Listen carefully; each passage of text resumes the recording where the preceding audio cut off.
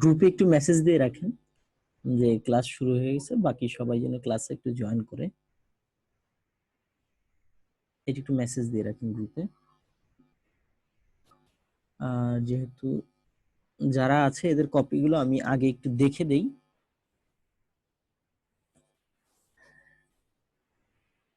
আচ্ছা, আপনার কপি দেখতেছি।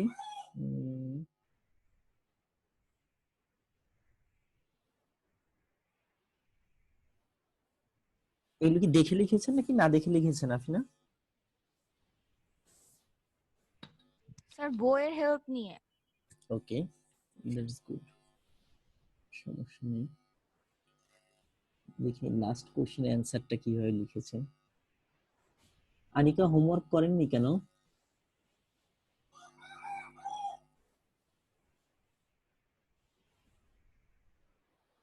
আনিকা খুব সুন্দর জয়েন উইথ অডিও দেয়নি, এই জন্য ওর কথা মনে হয় না শুনতে পাবো। আচ্ছা, এই যে কোশ্চেনটা ইম্পর্টেন্ট ছিল সেইটা একটু দেখি, যে এটা যে why main function is necessary in C program। Sir এটার না তেমন অ্যান্সার খুঁজে পাইনি বইয়ে, মানে আচ্ছা, অল্প একটু ছিল। এটা নিজে থেকে লিখতে হবে, এটা আপনি সরাসরি পাবেন না।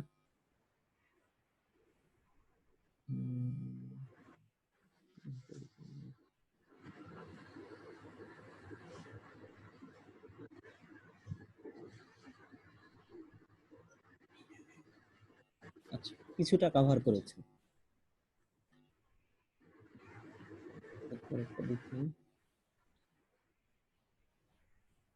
আচ্ছা, বাকিরা কেউই কি জানতো না? ক্লাসের কথা তো সবাইকেই জানাই দেওয়া হলো যে শনিবার, সোমবার আর বুধবার। ওকে, ক্যারেক্টার, ইন্টিজার, ফ্লোট, ডাবল, এই চারটা লিখেছেন।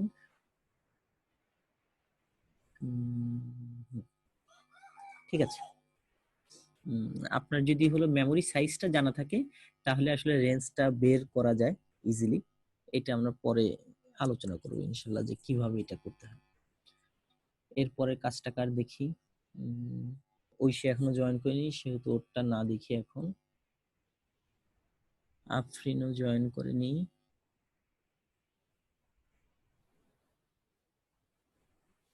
না, আনিকা কাজ দিয়েছে, আমি ভুল বলেছি আর কি। আচ্ছা আনিকা, আপনি কি বইয়ের হেল্প নিয়ে করেছেন কিনা এইটা একটু আমাকে জানাবেন, যে টোটালটাই বইয়ের হেল্প নিয়ে করা নাকি কিছুটাও আপনি আগে থেকে জানা ছিল সেইটা আপনি করেছেন, সেইটা একটু জানাবেন। ভেরিয়েবল কনস্ট্যান্ট, আচ্ছা মনে হয় শুনতে পাইনি, ও এখনো জয়েন উইথ অডিও দেয় নাই। ওকে, একটু মেসেজ একটু লিখে দেন তো।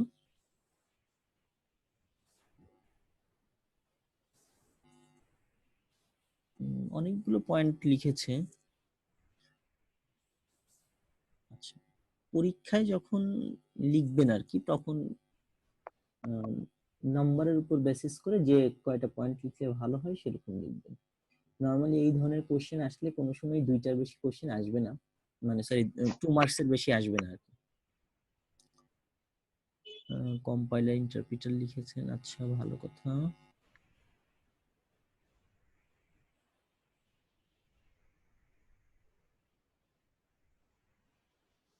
এই কোশ্চেনটা দেখি কে কিভাবে লিখেছেন। C language program must have main function is the core of every program. It's required the main function doesn't really have to do anything other than represent inside the C source code. Eventually, it contains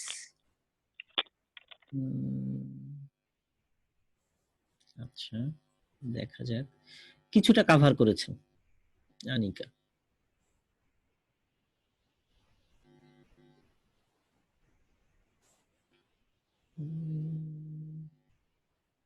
আচ্ছা, পুরো chart তুলে দিছেন আনিকা, কিন্তু কোশ্চেনটা ভালো মতো খেয়াল করেননি।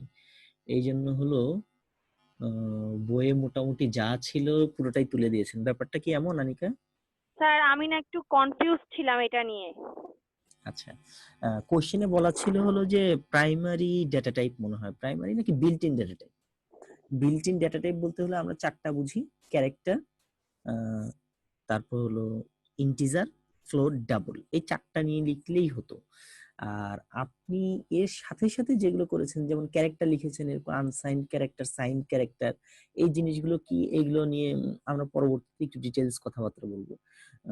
এইগুলোকে বলা হয় হলো ফরম্যাট মডিফায়ার বলে। এই যে আপনি ক্যারেক্টারের আগে আনসাইন্ড লিখেছেন বা ক্যারেক্টারের আগে সাইন্ড লিখেছেন, এইটাকে বলা হয় হলো ফরম্যাট মডিফায়ার। এই টার্মটা একটু খুব ভালোভাবে মাথায় রাখেন। দেখেন জি স্যার। ইন্টিজার, যেটা ইন্টিজারের কথা যদি আপনি খেয়াল করেন, আহ, এই জায়গায় আপনি 2 or 4 বাইট, 2 or 4 বাইটে আমরা স্যার যাব না। আমরা ফরম্যাট মডিফায়ারটা আরেকবার বুঝাবেন। হ্যাঁ, ফরম্যাট মডিফায়ারটা আমি বলছি। দেখেন নরমালি ইন্টিজার হলো 2 বাইট জায়গা নেয়, যদিও আনিকা এই জায়গায় 4 বাইট লিখেছে। 4 বাইট কেন লিখেছে এটার আলোচনা একটু পরে করছি। আচ্ছা আমি সহজ একটা নেই, যেমন ক্যারেক্টারের এই জায়গায় 1 বাইটের কথা বলেছে, যে ক্যারেক্টার 1 বাইট জায়গা নেয়। এখন 1 বাইট জায়গা নেওয়ার কারণে ওর রেঞ্জটা হবে কি, 1 বাইট মানে হলো 8 বিট, 2 টু দি পাওয়ার 8, তার মানে হলো টোটাল আমি 255, 0 to 255 পর্যন্ত কাভার করতে পারবো। অথবা আমি যদি দুইটা ভ্যালুই নেই, তাহলে -128 থেকে শুরু করে -128 থেকে শুরু করে 127 পর্যন্ত, এটা হলো রেঞ্জ লিখে রেখেছে। এখন ফরম্যাট মডিফায়ারের কাজটা কি দেখেন, যে যখন শুধু ক্যারেক্টার বলতেছে তখন এই দুইটার যে কোনো একটা হইতে পারে, সাইন্ডও হইতে পারে, আনসাইন্ডও হইতে পারে, আমরা জানি না যে কোনটা আসলে অ্যাকচুয়ালি হবে।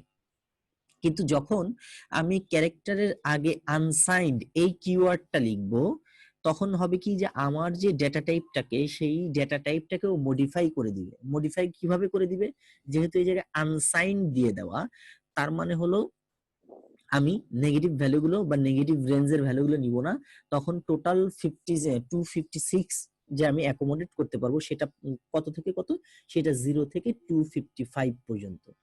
তার মানে এই জায়গায় আনসাইন্ড ওয়ার্ডটা অ্যাড করার জন্য বা আনসাইন্ড কিওয়ার্ডটা অ্যাড করার কারণে আমার ক্যারেক্টারের যে রেঞ্জ, ক্যারেক্টার ডেটা টাইপের যে রেঞ্জটা, সেই রেঞ্জটাকে আমি শুধুমাত্র পজিটিভ সাইডে একে এক্সটেন্ড করে নিয়েছি। অথবা ক্যারেক্টারের আগে সাইন লিখার কারণে, এই কিওয়ার্ডটা লিখার কারণে দেখেন আমার রেঞ্জটা কি -128 থেকে শুরু করে 127 পর্যন্ত এই রেঞ্জটাকে এক্সটেন্ড করেছি বা এই পর্যন্ত রেঞ্জটাকে পেয়েছি। যেহেতু আনসাইন্ড, সাইন্ড এই কিওয়ার্ড গুলোর কারণে আমার ক্যারেক্টারের অরিজিনাল যে ডেটা টাইপ সেইটাকে আমরা মডিফাই করেছি, এই জন্য এইটাকে অনেক সময় ডেটা টাইপ মডিফায়ার বলা হয়। ডেটা টাইপ মডিফায়ার, ফরম্যাট মডিফায়ারও অনেক সময় বলে, কিন্তু হলো এক্সাক্ট যে টার্মটা সেটা হলো ডেটা টাইপ মডিফায়ার। এটা একটু জাস্ট লিখে রাখেন যে ডেটা টাইপ মডিফায়ার কি, এটা অনেক সময় 1 মার্কের কোশ্চেন হিসেবে আসে। What is data type modifier? এইটা ক্লিয়ার কিনা ডেটা টাইপ মডিফায়ারটা? না স্যার, এখনো ক্লিয়ার না? বুঝি নাই স্যার। আচ্ছা, বাকিদের কি অবস্থা? আমি রাইতার কোশ্চেনের অ্যান্সার দিচ্ছি, কিন্তু বাকিদের অবস্থাটা আগে বুঝে নিন, যে ডেটা টাইপ মডিফায়ারটা বুঝেছেন কিনা। আরেকবার বলেন। স্যার আমিও বুঝি নাই। স্যার ক্লিয়ার হয় নাই। ওকে বলছি। আচ্ছা জয়েন করেনি কে কে? অনেকেই জয়েন করেনি। ঐশীর নাম 2টা দেখাচ্ছে কেন জানি না। মহিমা জয়েন করেনি। আফরা কি জয়েন করেছে? হ্যাঁ আফরা জয়েন করেছে।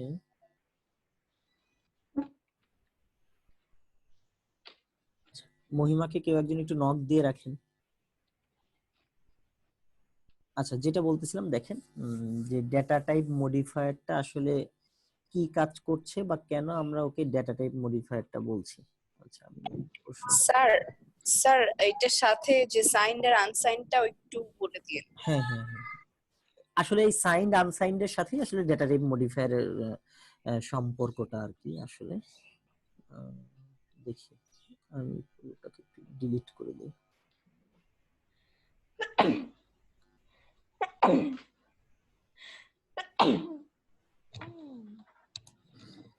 ওকে দেখেন, আমরা টোটাল যে আমাদের প্রাইমারি ডেটা টাইপ ছিল, প্রাইমারি ডেটা টাইপে আমরা ক্যারেক্টার দেখেছিলাম। ক্যারেক্টার থেকে শুরু করে যেমন ক্যারেক্টারের মেমোরি সাইজ ছিল হলো 1 বাইট। এটা হলো ক্যারেক্টারের ছিল। তারপর হলো ইন্টিজারটা আমি লিখি, শুধুই আইএনটি লিখলাম। ইন্টিজারের ছিল হলো 2 বাইট। আচ্ছা, নরমালি যখন 2 বাইট আমরা চিন্তা করি আর কি, 2 বাইট চিন্তা করি, মানে ও মেমোরিতে 2 বাইট জায়গা নিবে। 2 বাইট জায়গা নিলে দেখি জিনিসটা কেমন হয়। 2 বাইট মিন্স হলো 16 বিট, তাই না? 2 বাইট ইকুয়াল হলো 16 বিট। 16 বিট হওয়ার কারণে ও কতটুকু জায়গা নিবে বা ও কতগুলো নাম্বারকে অ্যাকোমোডেট করতে পারবে, সেটা হলো আমি জাস্ট পাওয়ার বোঝানোর জন্য আমি এই সাইনটা দিলাম। এটা একটু বুঝে নিন, এটা আমি পাওয়ার বোঝানোর জন্য দিলাম।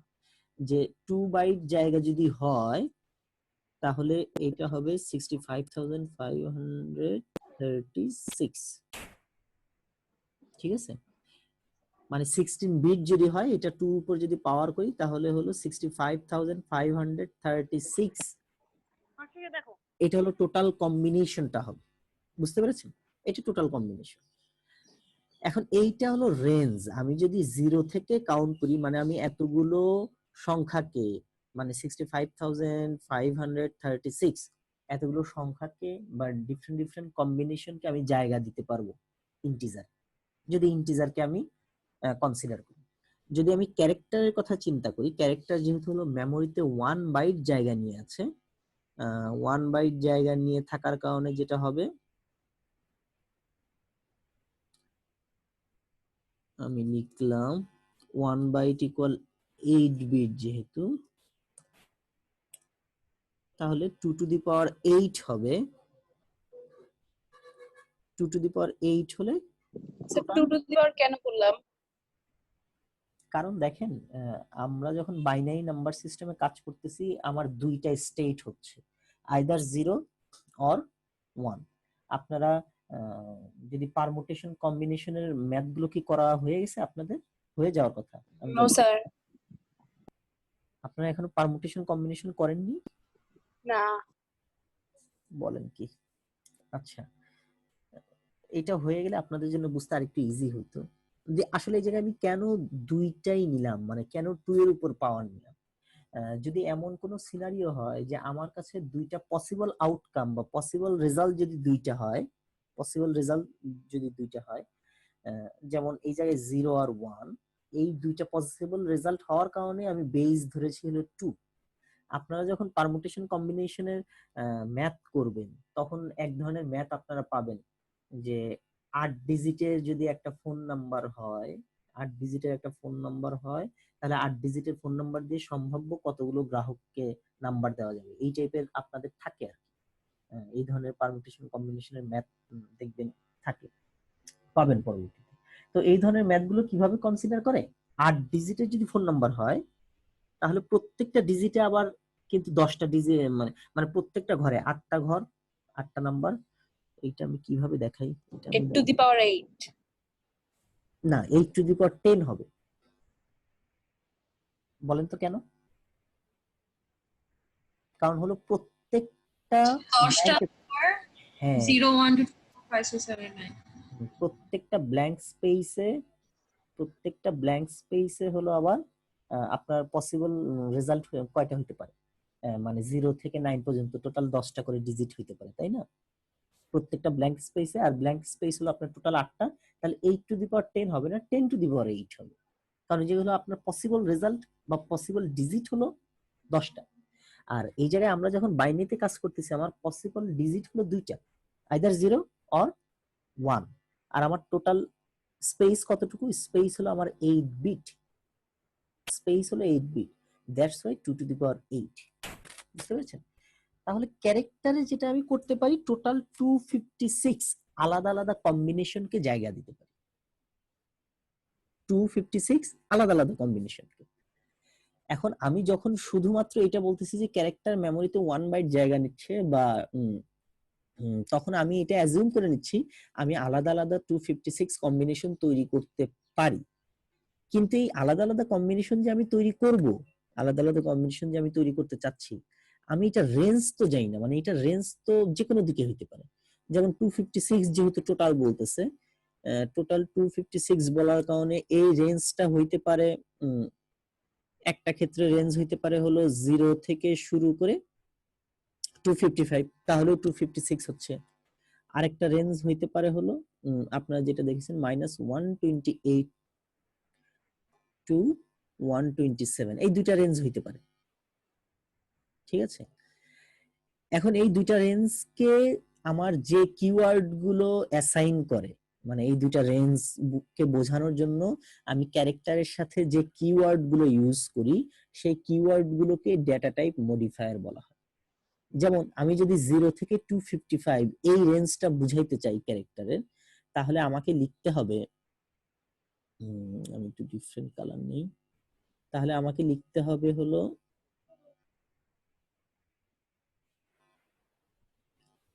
যদি আমি শুধু পজিটিভ পোরশনটুকু নিতে চাই 0 থেকে 255, তাহলে আমাকে লিখতে হবে হলো আনসাইন্ড ক্যারেক্টার। আমি যখনই আনসাইন্ড ক্যারেক্টার এই লেখাটা দেখব, তখনই আমি বুঝে নিতে পারবো যে ও আচ্ছা, ও তো টোটাল 256টাই কম্বিনেশন দিবে, কিন্তু এই কম্বিনেশনটা হবে 0 থেকে 255 পর্যন্ত। তার মানে এই আনসাইন্ড কিওয়ার্ডটার কারণে আমি কিন্তু খুব ইজিলি বুঝে ফেলতে পারতেছি যে আমার এই ক্যারেক্টার ডেটা টাইপটার রেঞ্জটা কি হবে। ঠিক একইভাবে আমি যখন সাইন্ড লিখব, তখন আমি বুঝে ফেলবো যে ওকে, সাইন্ড হওয়ার কারণে আমার রেঞ্জটা হবে হলো -128 থেকে 127 পর্যন্ত, টোটাল 256 ক্যারেক্টার। এইটা হলো এই দুইটা কিওয়ার্ড, সাইন্ড এবং আনসাইন্ড, এই দুইটা কিওয়ার্ড যে কাজটা করেছে, কি করেছে, আমার ক্যারেক্টার ডেটা টাইপের যে অরিজিনাল রেঞ্জ, সেই রেঞ্জটাকে মডিফাই করেছে। ঠিক আছে, এবং মডিফাই করার কারণে যেটা হয়েছে আর কি, মডিফাই করার কারণে আমরা এই সাইন্ড আর আনসাইন্ড এই জিনিসগুলোকে আমরা বলতেছি হলো ডেটা টাইপ মডিফায়ার। এরকম আরো কিছু ডেটা টাইপ মডিফায়ার আছে যে ওয়ার্ড গুলো বা যে কিওয়ার্ড গুলো দিয়ে ডেটা টাইপকে মডিফাই করা যায়।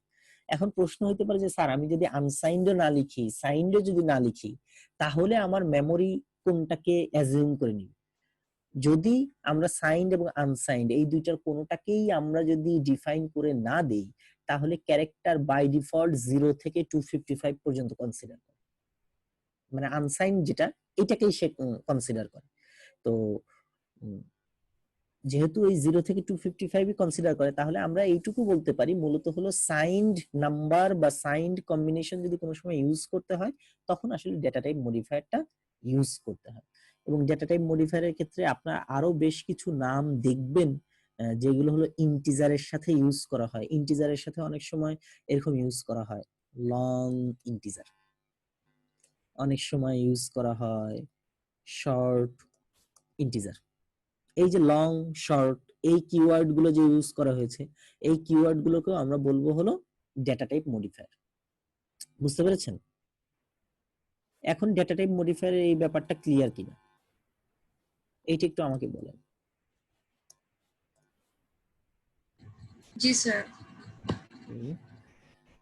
আচ্ছা স্যার, হ্যাঁ, বলে ফেলেন। বুঝলাম, কিন্তু স্যার যে -128 থেকে কেন নিলাম আমরা, মাইনাস কেন জিনিস গুনলাম?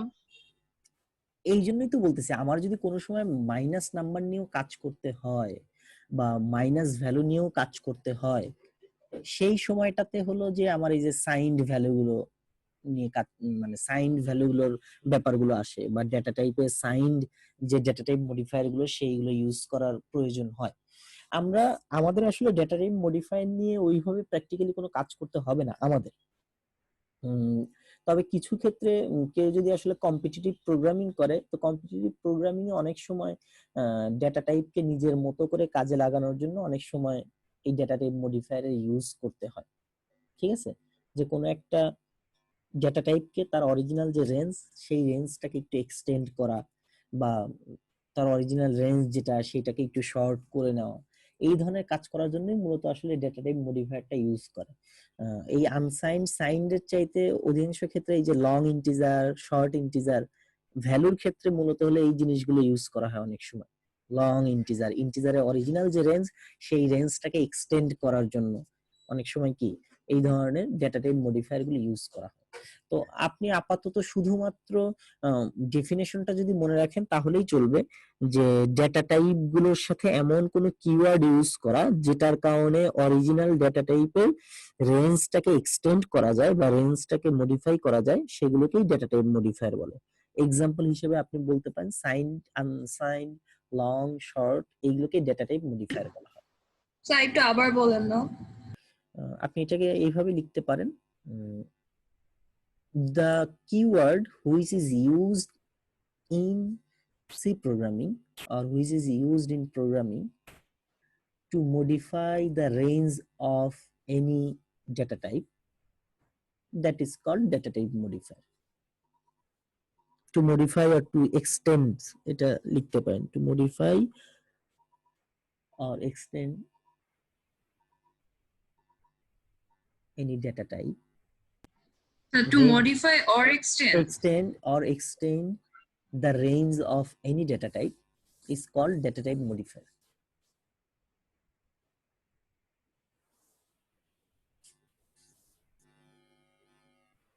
আচ্ছা, এরপর হোমওয়ার্ক দেখছিলাম, আমি আবার একটু হোমওয়ার্কের অপশনটায় যাই, দেখি কাটটা।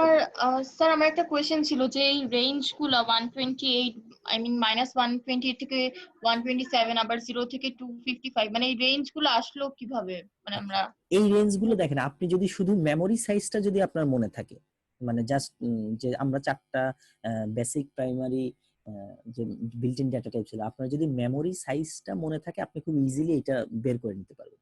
যেমন দেখেন এই যে ইন্টিজারের ক্ষেত্রে আমরা বলতেছিলাম যে 2 বাইট আর কি, 2 বাইট আমরা বললাম যে 16 বিট হয়। আপনি এখন জাস্ট ক্যালকুলেটর যদি হাতের পাশে থাকে, আপনি 2 এর উপর 16 পাওয়ার দেন, 2 উপর 16 পাওয়ার দিলে দেখবেন যে 65,536 চলে আসবে। ঠিক একইভাবে আপনি কি ক্যারেক্টারটা দিয়ে যদি বুঝে নেন, আপনি বাকিগুলো এমনি করতে পারবেন। ক্যারেক্টারে দেখেন হলো 8 বিট, 1 বাইট জায়গা যেহেতু নেয় 8 বিট, আপনি ক্যালকুলেটরে 2 টু দি পাওয়ার 8 দিলে আসবে হলো 256। তার মানে এটা আপনাকে মাথায় রাখতে হবে, ও টোটাল 256 ক্যারেক্টারকে সাপোর্ট দিতে পারবে। তাহলে যখন তাহলে যে -128 থেকে 127 এটা আমি কেমনে আনলাম? এইটা হলো দেখেন, আপনি 256 কে 2 দ্বারা ডিভাইড করেন, 2 দ্বারা ডিভাইড কেন করলে কত করব? হবে 128। ও যেহেতু হলো সাইন্ড নাম্বার, তার মানে ও পজিটিভ সাইডেও থাকবে ও নেগেটিভ সাইডেও থাকবে, তাই না? তাহলে ও টোটাল যে 256, এইটার অর্ধেক পোরশন থাকবে নেগেটিভ পাশে, অর্ধেক পোরশন থাকবে কোথায়, পজিটিভ সাইডে।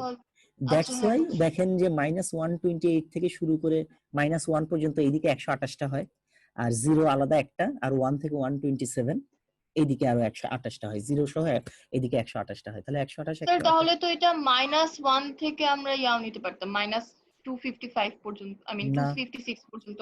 না, সেটা আমরা নিতে কেন নিলাম পারতাম না? না, কারণ হলো যে এই জায়গায় বলেছে সাইন্ড নাম্বার, তার মানে হলো আপনাকে পজিটিভ নেগেটিভ দুইটাই নিতে হবে, বুঝতে ও পেরেছেন? সমান আচ্ছা। সমান। আপনাকে ইকুয়ালি নিতে হবে। এখন আপনার যদি শুধুমাত্র যদি এই একটা পোরশন বুঝে থাকেন, আপনি ইন্টিজারের ক্ষেত্রে ওর সাইন্ডের ভ্যালুর রেঞ্জ কি হবে আপনি ইজিলি বের করতে পারবেন। আপনি যেহেতু জানছেন যে এই জায়গায় 65,536, তার মানে এটার সাইন্ড ভ্যালুর রেঞ্জ হবে হলো 32,000 -32,768 টু পজিটিভে আসবে হলো 32,767। এটা হলো ওর রেঞ্জ। জাস্ট 2 দ্বারা ডিভাইড করলে যেটা হবে আপনি ওই অনুযায়ী রেঞ্জ আপনি ঠিক করে নিতে পারবেন। তো এইটা ছিল হলো ডেটা টাইপ মডিফায়ার বা ওদের যে রেঞ্জ গুলো, ডেটা টাইপ গুলোর যে রেঞ্জ সেইগুলো নিয়ে। এই ডেটা টাইপের রেঞ্জ থেকে আপনাদের এমসিকিউ আসবে। তো এই জন্য ডেটা টাইপের এই রেঞ্জ গুলো যদি আপনার শুধু মেমোরি সাইজটা মনে থাকে, আপনি নিজেই রেঞ্জ বের করে নিতে পারবেন। তো আপনি character 1 byte, integer 2 byte, float হলো 4 বাইট, আর ডাবল যে 8 বাইট জায়গা নিচ্ছে, এটা আপনি খুব ভালোভাবে মাথায় রেখে দেন, বাকি জিনিসগুলো আপনি নিজেই ক্যালকুলেশন করে বের করে ফেলতে পারবেন, এগুলো নিয়ে খুব বেশি একটা সমস্যা হবে না।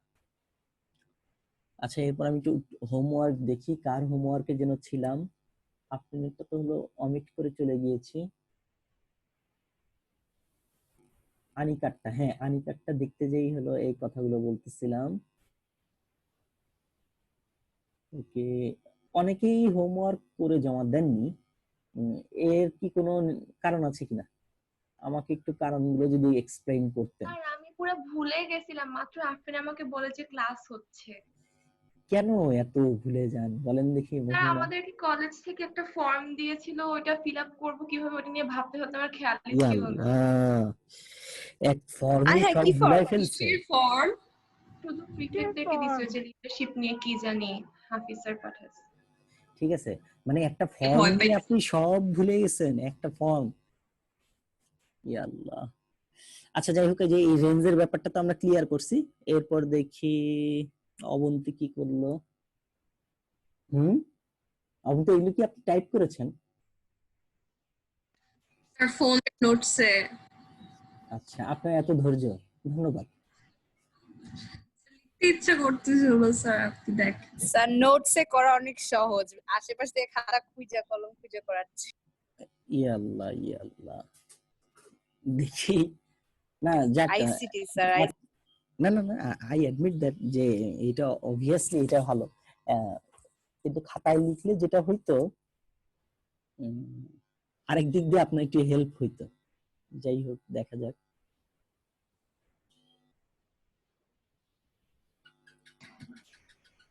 ওকে, দেখি ফোন নাম্বার কোশ্চেনটা নিয়ে হলো আমার আগ্রহ, যে এইটা কে কি লিখেছেন। Every C program must contain a main function. The main function may contain any number of statements. Okay, these statements are executed sequentially in order which they are written. Core কনসেপ্টটা লিখেছেন, যে কিভাবে কি, দ্যাটস গুড। এটাকে আরেকটু elaborate করা যায়, আমরা সেটা বলবো যে কেন আসলে মেইন ফাংশনটা ইম্পর্টেন্ট। মেইন ফাংশনটা ছাড়া আসলে সি প্রোগ্রাম কাজ করে না, কারণ যখনই কম্পাইলার কোনো স্যার একটা আমি হচ্ছে ফাইলকে, টিপিক্যাল এর যে অ্যাক্টর লিখছি, কারণ হচ্ছে আমি একটু কনফিউজ ছিলাম, আপনাকে জিজ্ঞেস করতাম এর জন্য হচ্ছে আচ্ছা খালি ক্যারেক্টার লিখছি। আচ্ছা আচ্ছা স্যার, কোয়েশ্চেন গুলা কি একটু বুঝায় দিবেন? আমি না বুঝি নাই, এই যে আপনি 5টা তো কোয়েশ্চেন যে দিছে। হোমওয়ার্কই তো করেন নাই, আপনি বুঝবেন তো, এটা তো অনেক পরের কথা। না স্যার, একটু পড়তেছিলাম স্যার, কিন্তু পড়ে বুঝতেছিলাম না যে ইন্টারপ্রিটার আর কম্পাইলারের ডিফারেন্স। উম, দেখি, মুশু তো মনে হচ্ছে অনেক তাড়াহুড়ার মাঝখানে কাজ করছে, যে কোনো মতো খালি একটু লিখে দিলেই না বাকি। স্যার, আজকে অনেক স্লো করছি। আচ্ছা, 1 byte or 8 bit, integer 2 byte or 16 bit, okay 4 byte, 32 bit, 8 byte. আচ্ছা, আপনার রেঞ্জ স্যার আমি নিজেরা, মেইন সিএটা লিখিনি, কারণ আমি ওটা বুঝি নাই আমি কি লিখবো। আচ্ছা ঠিক আছে, গুড অ্যান্সার। আপনাদের এই যে মহিমার কাজ নাই, ফাঁকা। তারপর এইটা হলো আফরার কাজ, দেখি। আচ্ছা, আজকে হলো আপনাদের এই মান্থের মনে হয় লাস্ট ক্লাস, তো কে কি পরিমাণ হোমওয়ার্ক করেছেন, কাজ জমা দিয়েছেন, সব নিয়ে বসবো আজকে আমি, আপনাদের আমলনামা নিয়ে। নেক্সট ক্লাসে আমরা হলো মে মাসের টপ পারফর্মারের নাম ঘোষণা করবো ইনশাআল্লাহ। এটা আফিনা হবে স্যার।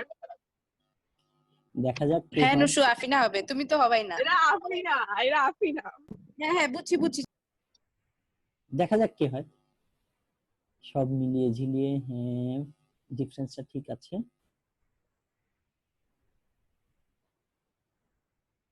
ভেরিয়েবল, আমি 4 নাম্বার কোশ্চেনটা দেখি, যেটা নিয়ে হলো, এগুলো আপনারা কম বেশি বইয়ের হেল্প নিয়ে করেছেন, তো এইগুলো নিয়ে আমার দেখার তেমন কোনো কিছু নাই। সিজাম মিডল লেভেল প্রোগ্রামিং ল্যাঙ্গুয়েজ। আচ্ছা আচ্ছা, আপনারা এটাকে মিড লেভেল প্রোগ্রামিং ল্যাঙ্গুয়েজ লিখবেন। আপনার হাতের কাছে যদি খাতা থাকে, আপনি এটা একটু কারেক্ট করে নেন, এটার কারেকশনটা করে নেন, মিড লেভেল প্রোগ্রামিং ল্যাঙ্গুয়েজ, ঠিক আছে? আচ্ছা, টাস্ক ডিজাইন, আচ্ছা ঠিক আছে, মেইন পার্টটুকু কভার করেছে। লাভিনার কাজ,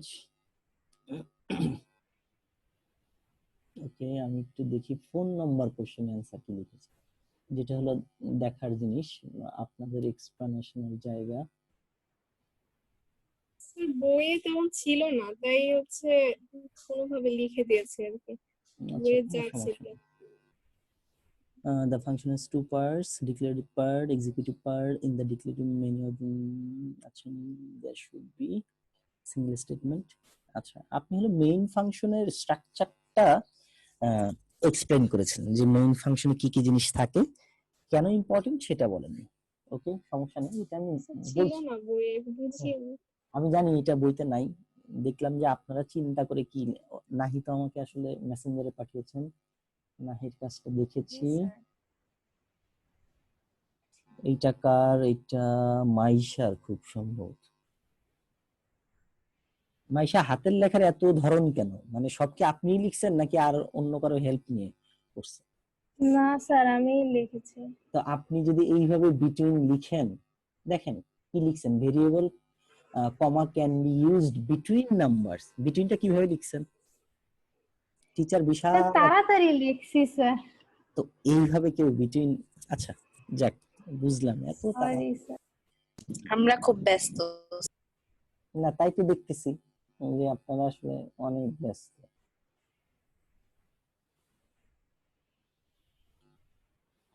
আচ্ছা, যে প্রোগ্রামে লিখেছেন starts from main function, okay, at the time of compiling and execution, কথা ঠিক। So this must be written in the program, the function start of the writing of the,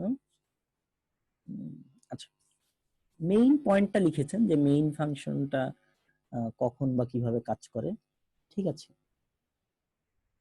এই পোর্শনটুকু, হ্যাঁ এটা আর দেখবো না।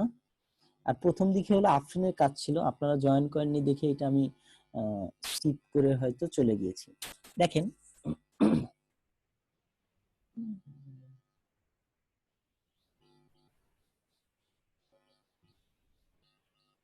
আচ্ছা, আফিয়ার কাজ, ঐশীর কাজ আর আফরিনের কাজটা আমার দেখা হয়নি।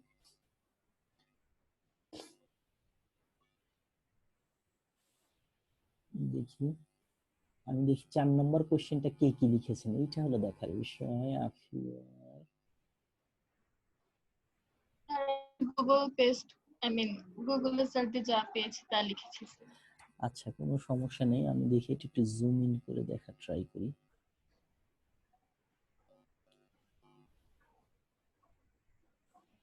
Main function is required so that the startup knows to master main function.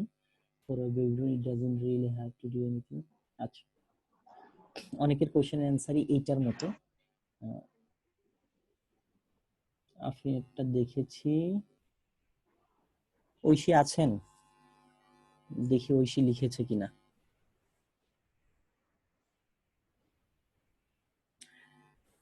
আচ্ছা, আমরা কাজগুলো দেখতে দেখতে আপনাদের ঈদ কেমন কাটলো? স্যার অনেক বোরিং। অনেক বোরিং, মানে বাসায় থাকার অভ্যাসটা তো হলো লাস্ট 2 মাসে তো হয়ে গিয়েছে, মানে কেউ কি তারপরেও আছে না যে ঈদের দিন বের হইতেই হবে, নিজেরা গাড়িটা নিয়ে বের হয়েছে? Yes sir. Yes sir. Yes sir. এই যে দেখছেন, এই দেখেন কিভাবে স্যার ঘুরতে বেড়াইতে বাইরের হয়। দুনিয়ার আলোটাই তো ভুলে গেছি, বাইরের দুনিয়া দেখতে কেমন। ওই দেখেন না, হ্যাঁ আপনাদের জন্য এইটা আসলে কোয়াইট টাফ। আচ্ছা ঠিক আছে, মোটামুটি সবাই কাজ করার ট্রাই করেছেন, শুধু অধরার কাজ পাইনি, মহিমারটা পাইনি, রাইতারটা পাইনি, নাহিদটা তো আমি আগেই পেয়ে গিয়েছি। এছাড়া মোটামুটি সবার কাজই পেয়েছি। স্যার আফরিনেরটা দেখবো না? আফরিন, আফরিনেরটা, হ্যাঁ আফরিনটা এর পরে ছিল। আফরিন কোথায়? ও জয়েন করে নাই? আফরিন তো জয়েন করেছিল প্রথম। আরে বাহ, আফরিন তো দেখি খুব সুন্দর করে সাজিয়ে গুছিয়ে লিখেছে। আফরিনের কারেন্ট চলে গেছে, ও টেক্সট দিছে। আচ্ছা, আপনারা একটা কাজ করবেন, আমি নিজেও এরকম একটা বিপদে পড়েছি, ভালো বলতে বলতে এই জায়গায় দেখি হালকা ফাঁকিবাজি করছে আর কি। যাই হোক, মেইন জিনিসটা লিখছে character integer float double, main পোর্শনটুকু শুধু লিখছে আর কি। ওকে, it contains instruction that tells the computer to carry out the whatever task the program is assigned to do, it is required. ওকে, খারাপ লিখিনি, ভালোই লিখেছে যতটুকু লিখেছে। আচ্ছা দেখেন, এই জায়গায় 4 নম্বর পয়েন্টটায় আপনারা দুইটা জিনিস মেনশন করবেন। এই কোশ্চেনটা আসে খুব সম্ভবত একটা বোর্ডে এসেছিল যে মেইন ফাংশনটা কেন দরকার। তো প্রথম পয়েন্টটা হলো যেটা লিখবেন যে কম্পাইলার যখন কোনো সি ফাইলকে কম্পাইল করে, এটা হলো প্রথমে লিখবেন যে at first it looks for main function, যে ও প্রথমেই মেইন আপনি ফাংশনটা খুঁজে। ভালো করে বলেন, আমরা লিখছি। আমি হিন্টস দিব, আমি অ্যান্সার বলে দিব না, লিখতে হবে আপনাদের। দুইটা পয়েন্ট। প্রথম পয়েন্ট হলো যে কম্পাইলার যখন কোন একটা সোর্স ফাইলকে কম্পাইল করে তো সর্বপ্রথম মেইন ফাংশনটাকে খুঁজে, মানে মেইন ফাংশনটাকে ও যদি না পায় ও কম্পাইল করে স্টপ করে দিবে, মানে কম্পাইল করবে না। বুঝতে পেরেছেন? এটা হলো প্রথম ব্যাপার। আর দ্বিতীয় ব্যাপার হলো যে যদিও আমরা বুঝি প্রোগ্রামের নাই। আগে কম্পাইলার যখন, আরেকবার আচ্ছা আমি একটু দেখাচ্ছি, দাঁড়ান। এই যে একটা স্যাম্পল কোড দেখতে পাচ্ছেন, ইয়েস স্যার। ওকে। আপনি এইটার অ্যান্সার লেখার জন্য একটা কাজ করতে পারেন, আপনি এরকম একটা স্যাম্পল কোড লিখতে পারেন। লিখার পর আপনি বলতে পারেন যে এই সোর্স কোডটাকে যখন কম্পাইলার কম্পাইল করবে তো সর্বপ্রথম মেইন ফাংশনকে খুঁজবে, যে মেইন ফাংশনটা কোথায়, এবং ও মেইন ফাংশনে এন্ট্রি নেওয়ার পর বা মেইন ফাংশনে আসার পর মেইন ফাংশনে যতগুলো স্টেটমেন্ট থাকবে, এই যে কোনটাকে স্টেটমেন্ট বলা হয় সেটা আমি বলি। দেখেন এই যে প্রিন্টএফ, এটা একটা স্টেটমেন্ট, তারপর রিটার্ন 0, এটা একটা স্টেটমেন্ট। মানে প্রত্যেকটা লাইন আলাদা আলাদা স্টেটমেন্ট, প্রত্যেকটা লাইন আলাদা আলাদা স্টেটমেন্ট। যে মেইন ফাংশনকে প্রথমে সে ফাইন্ড আউট করে, ফাইন্ড আউট করার পর মেইন ফাংশনের ভিতরে এন্ট্রি নেয় এবং প্রত্যেকটা লাইনকে সে আলাদা আলাদা ভাবে এক্সিকিউট করতে থাকে। এবং মেইন ফাংশনকে যদি সে না পায় তাহলে প্রোগ্রামটাকে সে কম্পাইল করবে না, সে এরর দেখিয়ে বেরিয়ে আসবে। জাস্ট এইটুকুকেই আপনি এক্সপ্লেইন করবেন। আর এক্সাম্পল হিসেবে আপনি সিম্পল এই প্রোগ্রামটা আপনি লিখতে পারেন চাইলে, এটা আপনার ইচ্ছা, চাইলে দিতে পারেন, চাইলে নাও দিতে পারেন। কিন্তু মেইন জিনিসটা হলো যে কম্পাইলার মেইন ফাংশনকে আগে খুঁজে বের করে, যদি সেটা না পায় সে কোনো প্রোগ্রামকে কম্পাইল করে না। এটা যেন মাথায় থাকে। এটা ছিল হলো 4 নম্বর কোশ্চেনের অ্যান্সার। আর এছাড়া বাকি যে কোশ্চেন গুলো ছিল প্রত্যেকটা কোশ্চেনই খুব ইজি বলবো না, মানে আপনি চাইলেই বই থেকে খুব ইজিলি কি বইয়ের হেল্প নিয়ে আপনি করে ফেলতে পারতেন। আচ্ছা, এবার দেখেন আজকে আমরা যে পার্টটা শুরু করব সেই পার্টটা শুরু করার আগে আমাকে এতটুকু একটু জিনিস স্যারের গ্রুপে আজকে যে পার্টটা করব সেটা হলো আমরা আজকে অপারেটর নিয়ে কিছু কথা বলবো এবং এইগুলোর একটু প্র্যাকটিক্যাল পার্টটাও আমরা দেখব যে কিভাবে অপারেটর গুলো কাজ করে। এর মধ্যে আপনাদের শুধুমাত্র মনে হয় আফিনা আর হলো ঐশী, এই দুইজনের একটু আগে থেকে করার কিছু এক্সপিরিয়েন্স আছে। আর বাকি সবার জন্য যেহেতু নতুন, আমি আপনাদের বলেছিলাম হলো কোড ব্লকসটা ইনস্টল করতে। কেউ কি ইনস্টল করেছিলেন code block? Code blocks? Sir আমার কম্পিউটার নাই। আচ্ছা, যারা কম্পিউটার নাই তারা হলে যে আমার মতো একটা কাজ করবেন, এই যে দেখেন এই লিংকটা আমি দিয়ে দিচ্ছি, এই লিংকে যে আপনি চাইলে প্র্যাকটিস করতে পারবেন। আমি একটা লিংক দেই, একটা লিংক দেখতেছেন, ide.codeshape.com/id, ওই জায়গায় যে আপনি চাইলে ওই জায়গায় যে আপনি প্র্যাকটিস করতে পারবেন, তাতে আপনি ফোন থেকেও করতে পারবেন যদি আপাতত আপনি কম্পিউটার অ্যাক্সেস না পান। অ্যাটলিস্ট প্র্যাকটিস পারপাসটা আমাদের সার্ভ করবে আর কি, ঠিক আছে? তো এখন যেহেতু আমরা নতুন একটা টপিক শুরু করব, নতুন একটা টপিক শুরু করার আগে আমাদের এই পোরশনটার যেহেতু লিমিটটা প্রায় শেষের দিকে, আমরা এটা ক্লোজ করে দিব এবং আপনারা জাস্ট 1 মিনিট পরে আবারও একটু জয়েন করবেন, সেম আইডি আর পাসওয়ার্ড দিয়ে একটু জয়েন করেন। আমরা তখন হলো আজকের দিনের পুরো ডিটেইলস আলোচনাটা শুরু করব আর কি। 1 মিনিট ফ্রম নাও। হ্যাঁ,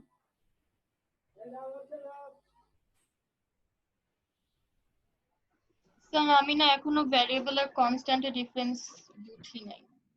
আচ্ছা, আজকে আমরা যে প্র্যাকটিস যে পোরশনটুকু করব না, হোপফুলি ক্লিয়ার হয়ে যাবে ভেরিয়েবলের ব্যাপারটা, যে ভেরিয়েবলটা কি, কনস্ট্যান্টের ইউজটা আমাদের বলতে গেলে একেবারেই হবে না, বা আমরা একেবারেই বলতে গেলে ওইভাবে ইউজ করব না। ভেরিয়েবলের পার্টটা আগে একটু ক্লিয়ার করে নিই আজকে, আশা করি। আচ্ছা দেখুন, এখন স্যার আমি ওই কম্পাইলার ইন্টারপ্রিটারটা কম্পাইলার ইন্টারপ্রিটার বুঝেননি?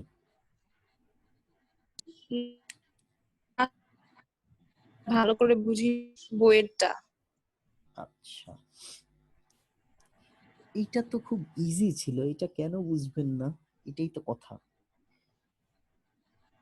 আচ্ছা সমস্যা নেই, এটা নিয়ে আলোচনা করছি।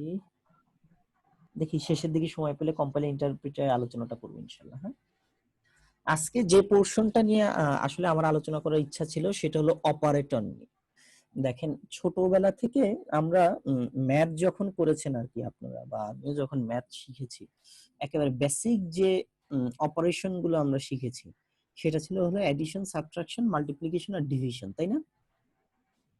তো এই যে অ্যাডিশন, সাবট্রাকশন, মাল্টিপ্লিকেশন বা ডিভিশন, এই পার্টটা যেটা, এই পার্টটায় আমি যদি সিম্পলি লিখি আর কি,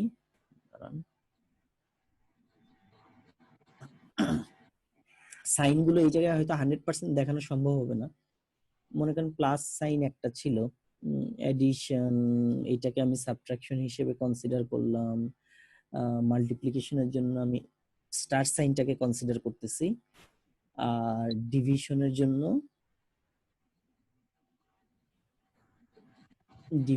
জন্য আমি একটা কাজ করি, স্ল্যাশ সাইনটা ইউজ করি। এই যে দেখেন চারটা সাইন, এই চারটা সাইনকেও কিন্তু আমরা অপারেটর বলতেছি। এই যে প্লাস, মাইনাস, তারপর হলো মাল্টিপ্লিকেশন, ডিভিশন, এই সাইনগুলোকে আমরা বলছি হলো অপারেটর। এই অপারেটর কি করতেছে? অপারেটরের কাজ হলো কোন একটা অপারেশন করা। অপারেটরের কাজ কোন একটা অপারেশন করা। তাহলে প্লাস যদি এটা আমার একটা অপারেটর হয়, তাহলে এই প্লাস অপারেটরের কাজ হলো এডিশন যে অপারেশনটা বা এডিশন যে ফাংশনটা, সেই ফাংশনটাকে নিয়ে কাজ করা, সেটা হলো প্লাস অপারেটরের কাজ। এখন দেখেন আমি যদি লিখি এ,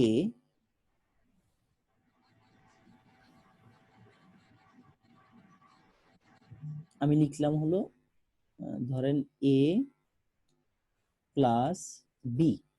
আমি যখনই এইটা লিখতেছি আপনি কিন্তু একটা জিনিস বুঝে ফেলছেন যে এর যে ভ্যালুটা, এর ভ্যালুর সাথে বি এর ভ্যালুটাকে অ্যাড করতে বলা হচ্ছে। তার মানে এই জায়গায় প্লাস যেটা আমি লিখলাম, প্লাস সাইন যেটা, এটাকে আমরা বলবো হলো অপারেটর। আর এই যে এ আর বি যে দুইটা ভ্যালু নিয়ে আমি কাজ করলাম, এই ভ্যালু দুইটাকে আমরা বলবো হলো অপারেন্ড। এটা একটু মনে রাখবেন, এই ভ্যালু দুইটাকে বলবো হলো অপারেন্ড। তাহলে এ আর বিটাকে আমরা বলতেছিল অপারেন্ড, আর প্লাস সাইনটাকে আমরা বলতেছিল অপারেটর। তাহলে অপারেটরের কাজ হলো অপারেন্ডদের নিয়ে কাজই করাটাই হলো অপারেটরের কাজ। তো আমি এই যে যদি প্লাস সাইনটা চেঞ্জ করে মাইনাস দেই, তাহলে এ আর বি এই দুইটা অপারেন্ডের কাজ হবে কি? জাস্ট সাবট্রাক্ট করে দেওয়া। এখন এই যে অপারেটর গুলোকে আমি নরমালি দুইটা ওয়েতে ক্লাসিফাই করতে পারি। আমি যদি চাই যে হ্যাঁ আমি দুইটা ওয়েতে ক্লাসিফাই করব, সেই দুইটা ওয়ে কি? একটাকে আমরা বলবো হলো ইউনারি অপারেটর, আরেকটা হলো বাইনারি অপারেটর। এটা একটু লিখে রাখতে পারেন, একটা হলো ইউনারি অপারেটর আর একটা হলো বাইনারি অপারেটর। ইউনারি অপারেটরের কাজ হলো একটা অপারেন্ড নিয়ে কাজ করা। ইউনারি অপারেটর একটা অপারেন্ড নিয়ে কাজ করে, আর বাইনারি অপারেটর যেটা, এটা হলো দুইটা অপারেন্ড নিয়ে কাজ করে। তার মানে আপনি যদি প্লাসের কাজ করতে চান বা মাইনাসের কাজ করতে চান, আপনার কিন্তু অ্যাটলিস্ট দুইটা অপারেন্ডের প্রয়োজন। মানে আমি যদি বলি আপনাকে একটা ভ্যালু দিয়ে বলি এটা যোগ করো, আপনার কিন্তু স্বাভাবিকভাবে প্রথম যে প্রশ্নটা আসবে কিসের সাথে যোগ করবো?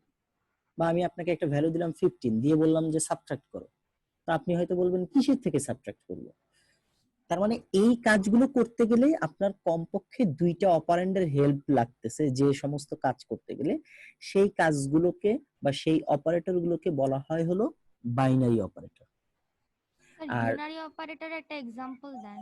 হ্যাঁ, ইউনারি অপারেটরের একটা এক্সাম্পল হিসেবে আমরা একটা সাইন ইউজ করব, আমরা একটা অপারেটর ইউজ করব, সেটাকে আমরা ইনক্রিমেন্ট অপারেটর বলি। ইউনারি অপারেটরের একটা এক্সাম্পল হিসেবে যদি আমরা বলতে চাই আর কি, এরকম একটা আমরা সাইন ইউজ করব। দেখেন প্লাস প্লাস, এইটাকে আমরা বলবো হলো ইনক্রিমেন্ট অপারেটর। ঠিক আছে, এইটার কাজটা কি জানেন? এইটার কাজ হলো আপনাকে যে কোনো একটা অপারেন্ডের সাথে যদি আমি এই প্লাস প্লাস সাইনটা ইউজ করি, যে কোনো একটা অপারেন্ডের সাথে, তাহলে এটার কাজ হলো ভ্যালু 1 বাড়িয়ে দেওয়া। আবার মাইনাস মাইনাস আছে, যেটাকে আমরা ডিক্রিমেন্ট অপারেটর বলি। ডিক্রিমেন্ট অপারেটর এইটার কাজ হলো আপনার এক্সিস্টিং যে ভ্যালুটা আছে সেই ভ্যালুটার 1 কমিয়ে দেওয়া। যদিও প্লাস প্লাস মনে হচ্ছে 2 বার প্লাস, ব্যাপারটা এমন না। এই জায়গায় প্লাস প্লাস এর মিনিংটাই হলো এক্সিস্টিং ভ্যালুকে 1 বাড়িয়ে দাও। মাইনাস মাইনাস এর মানেই হলো এক্সিস্টিং যে ভ্যালুটা আছে সেই ভ্যালুটাকে কি 1 কমিয়ে দাও। আসেন এইটা আমরা একটু এক্সাম্পল দেখার চেষ্টা করি। আমরা যদি ফ্যাক্টোরিয়াল অথবা পার্সেন্ট দিই, ওইটাও তো একটা নিয়েই কাজ করা যায় না ফ্যাক্টরিয়াল না, স্যার? ফ্যাক্টরি, অথবা পার্সেন্টেজ, হ্যাঁ সেটা তো তাহলে আসতেছে, তো একটা। কিন্তু হলো যে ফ্যাক্টরিয়াল সাইন যেটা সি প্রোগ্রামিং এ আপনি ওই ফ্যাক্টরিয়াল সাইন দিয়ে কোনো কিছু করতে পারবেন না। প্রথম কথা হলো এইটা, কারণ আপনি যেটাকে ফ্যাক্টরিয়াল সাইন হিসেবে কনসিডার করবেন সি প্রোগ্রামিং এ সেইটার আলাদা একটা মিনিং আছে, আমরা সেটা দেখব। ওইটাকে স্যার পার্সেন্টেজ, পার্সেন্টেজও দেওয়া যাবে না? পার্সেন্টেজ দেওয়া যাবে, কিন্তু পার্সেন্টেজের আলাদা একটা মিনিং আছে সি প্রোগ্রামিং এ। ঠিক আছে, এটা আমরা দেখব। পার্সেন্টেজ যেটা আর কি, এটাকে আমরা অ্যারিথমেটিক অপারেটর বলবো, এবং সেই অ্যারিথমেটিক অপারেটরটাও কিভাবে ইউজ করতে হয় সেটা আমরা দেখব আর কি। মানে পার্সেন্টেজ হিসেবে আপনি যেটা চিন্তা করতেছেন ওই সাইনটার এই জায়গায় ডিফারেন্ট মিনিং আছে। ঠিক একইভাবে হলো আপনি যেটাকে ফ্যাক্টরিয়াল সাইন হিসেবে চিন্তা করতেছেন এইটারও ডিফারেন্ট মিনিং আছে। ঠিক আছে, তবে কিছু ক্ষেত্রে ইউজ করা যায়, সেগুলো কি অপারেটর হিসেবে ইউজ করা যায় সেটা আমরা একটু পরে বলছি। এর আগে আমরা একটু দেখে নিই যে আমার এই ইউনারি অপারেটরটা কিভাবে কাজ করে। দেখেন, আচ্ছা আমি রিটার্ন জিরোটা একটু লিখে রাখি।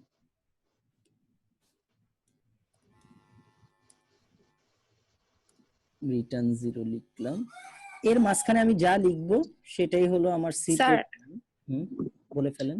স্যার আপনি এখানে একটা প্রোগ্রাম লিখে রাখছেন, এখানে আমাদের বাকি জিনিসগুলোর ইউজটা দেখাবেন, তাই না? এক্স্যাক্টলি, দেখেন এটা হলো একটা বেসিক স্ট্রাকচার একটা সি প্রোগ্রামিং এ। তো আমরা যেহেতু আমরা কিছু ভ্যালু নিয়ে কাজ করব এবং এই ভ্যালুগুলো হলো নাম্বার হবে, দ্যাটস ওয়াই মেইন ফাংশনের ভিতরে আমি প্রথমেই আমি একটা ভ্যারিয়েবল ডিক্লেয়ার করলাম। ভ্যারিয়েবল ডিক্লেয়ার করার সময় প্রথমে হলো সেটার ডেটা টাইপ লিখতে হয়। তো আমি লিখেছি হলো ইন্টিজার। ইন্টিজার দিয়ে আমি কম্পাইলারকে বুঝাইতে চাচ্ছি যে দেখো আমি এমন একটা ভ্যালু নিয়ে কাজ করতে চাচ্ছি যে ভ্যালুটা হবে পূর্ণ সংখ্যা।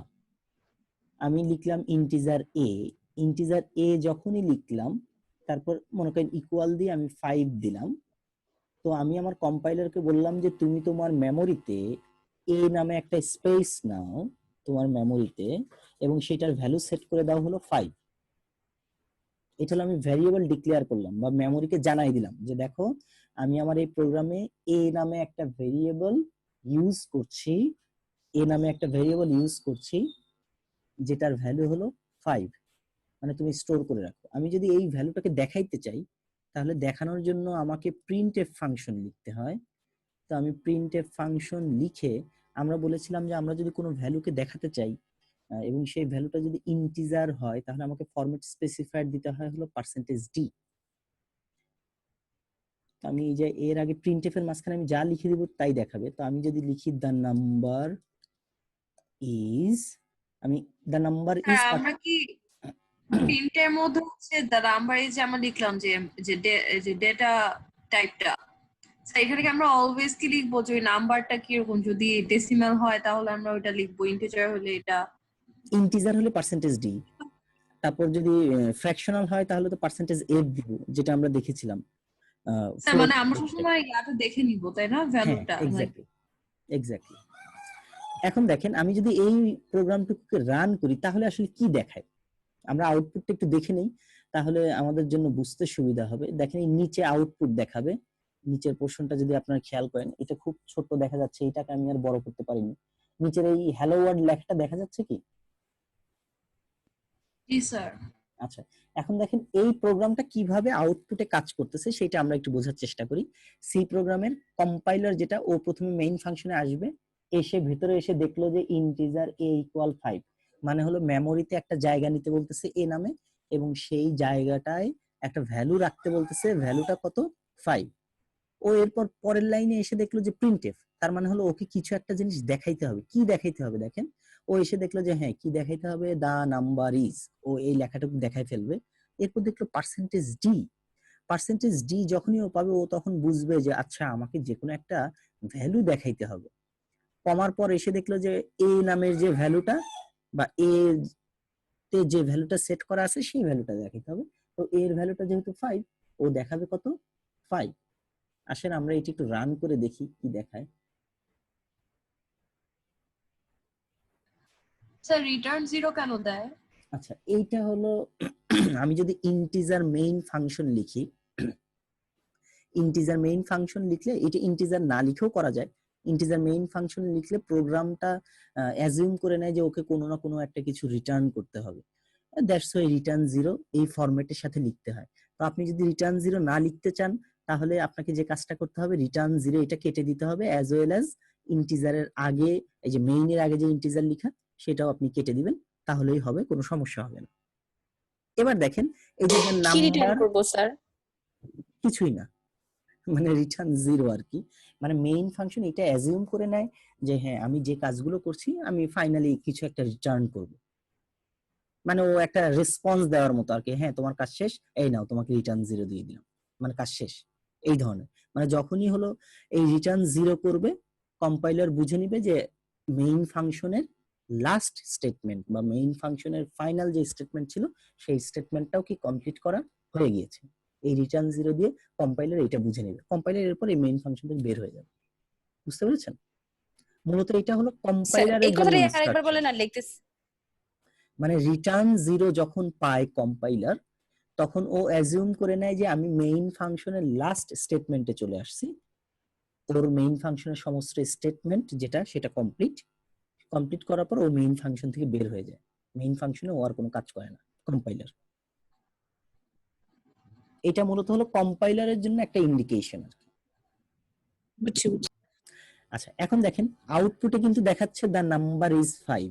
আসেন আমরা এই জায়গায় যদি একটা কাজ করি, এই জায়গায় 5 দেখাচ্ছে কেন? কারণ a এর ভ্যালু 5 দেওয়া আছে। আমি এই জায়গায় চেঞ্জ করে যদি দেই 76 তাহলে দেখি কি দেখায়। 76 দিলাম, এরপর আমি রান করলাম, একটু টাইম লাগছে। এখন দেখেন এই যে কিন্তু নাম্বার দেখাচ্ছে কত? 76। ঠিক একইভাবে এই জায়গায় ভেরিয়েবলের যে ভ্যালুটা, এই ভ্যালুটা কিন্তু আমি প্রোগ্রামের মাঝখানে সেট করে দিচ্ছি, তাই না? এই জায়গায় যে ভ্যালুটা, এই ভ্যালুটা হলো আমি প্রোগ্রামের মাঝখানে সেট করে দিচ্ছি যে কি হবে। কিন্তু আমি যদি চাই যে না আমি সেট করে দিব না, ইউজারের কাছ থেকে আমি একটা নাম্বার নিব, তাহলে কি হবে? এটা একটা ব্যাপার। দ্বিতীয়ত হলো আমি যদি এই জায়গায় কোনো ভ্যালু সেট না করে দিই, এই যে দিলাম না, এবার যদি আমি রান করি তাহলে দেখেন কি দেখায়। এবার দেখেন দেখাচ্ছে হলো দা নাম্বার ইজ 0। কেউ আমাকে বলতে পারবেন নাম্বার 0 কেন দেখাচ্ছে? নাম্বার 0টা কেন দেখাচ্ছে? Any idea? স্যার রিটার্ন 0 লেখা বলে কি? স্যার না, 0 তো একটা ইন্টিজার। ব্যাপারটা এই জন্য না, কারণ হলো যে আমি এটা কি ডিফল্ট 0? এটা হলো ডিফল্ট ভ্যালু। কারণ দেখেন আমি এর কোনো ভ্যালু সেট করে দেইনি। আমি এর যদি কোনো ভ্যালু সেট করে না দেই তাহলে ডিফল্ট ভ্যালু হিসেবে ও আমাকে 0 দেখাবে। এটা একটা ব্যাপার। এখন আমি যদি চাই তাহলে কোনো একটা ভেরিয়েবল আপনি যদি ভ্যালু ডিক্লেয়ার না করে দেন, মানে ভ্যালুটাকে যদি আপনি সেট না করে দেন, তাহলে ডিফল্ট ভ্যালু কত দেখাবে? 0।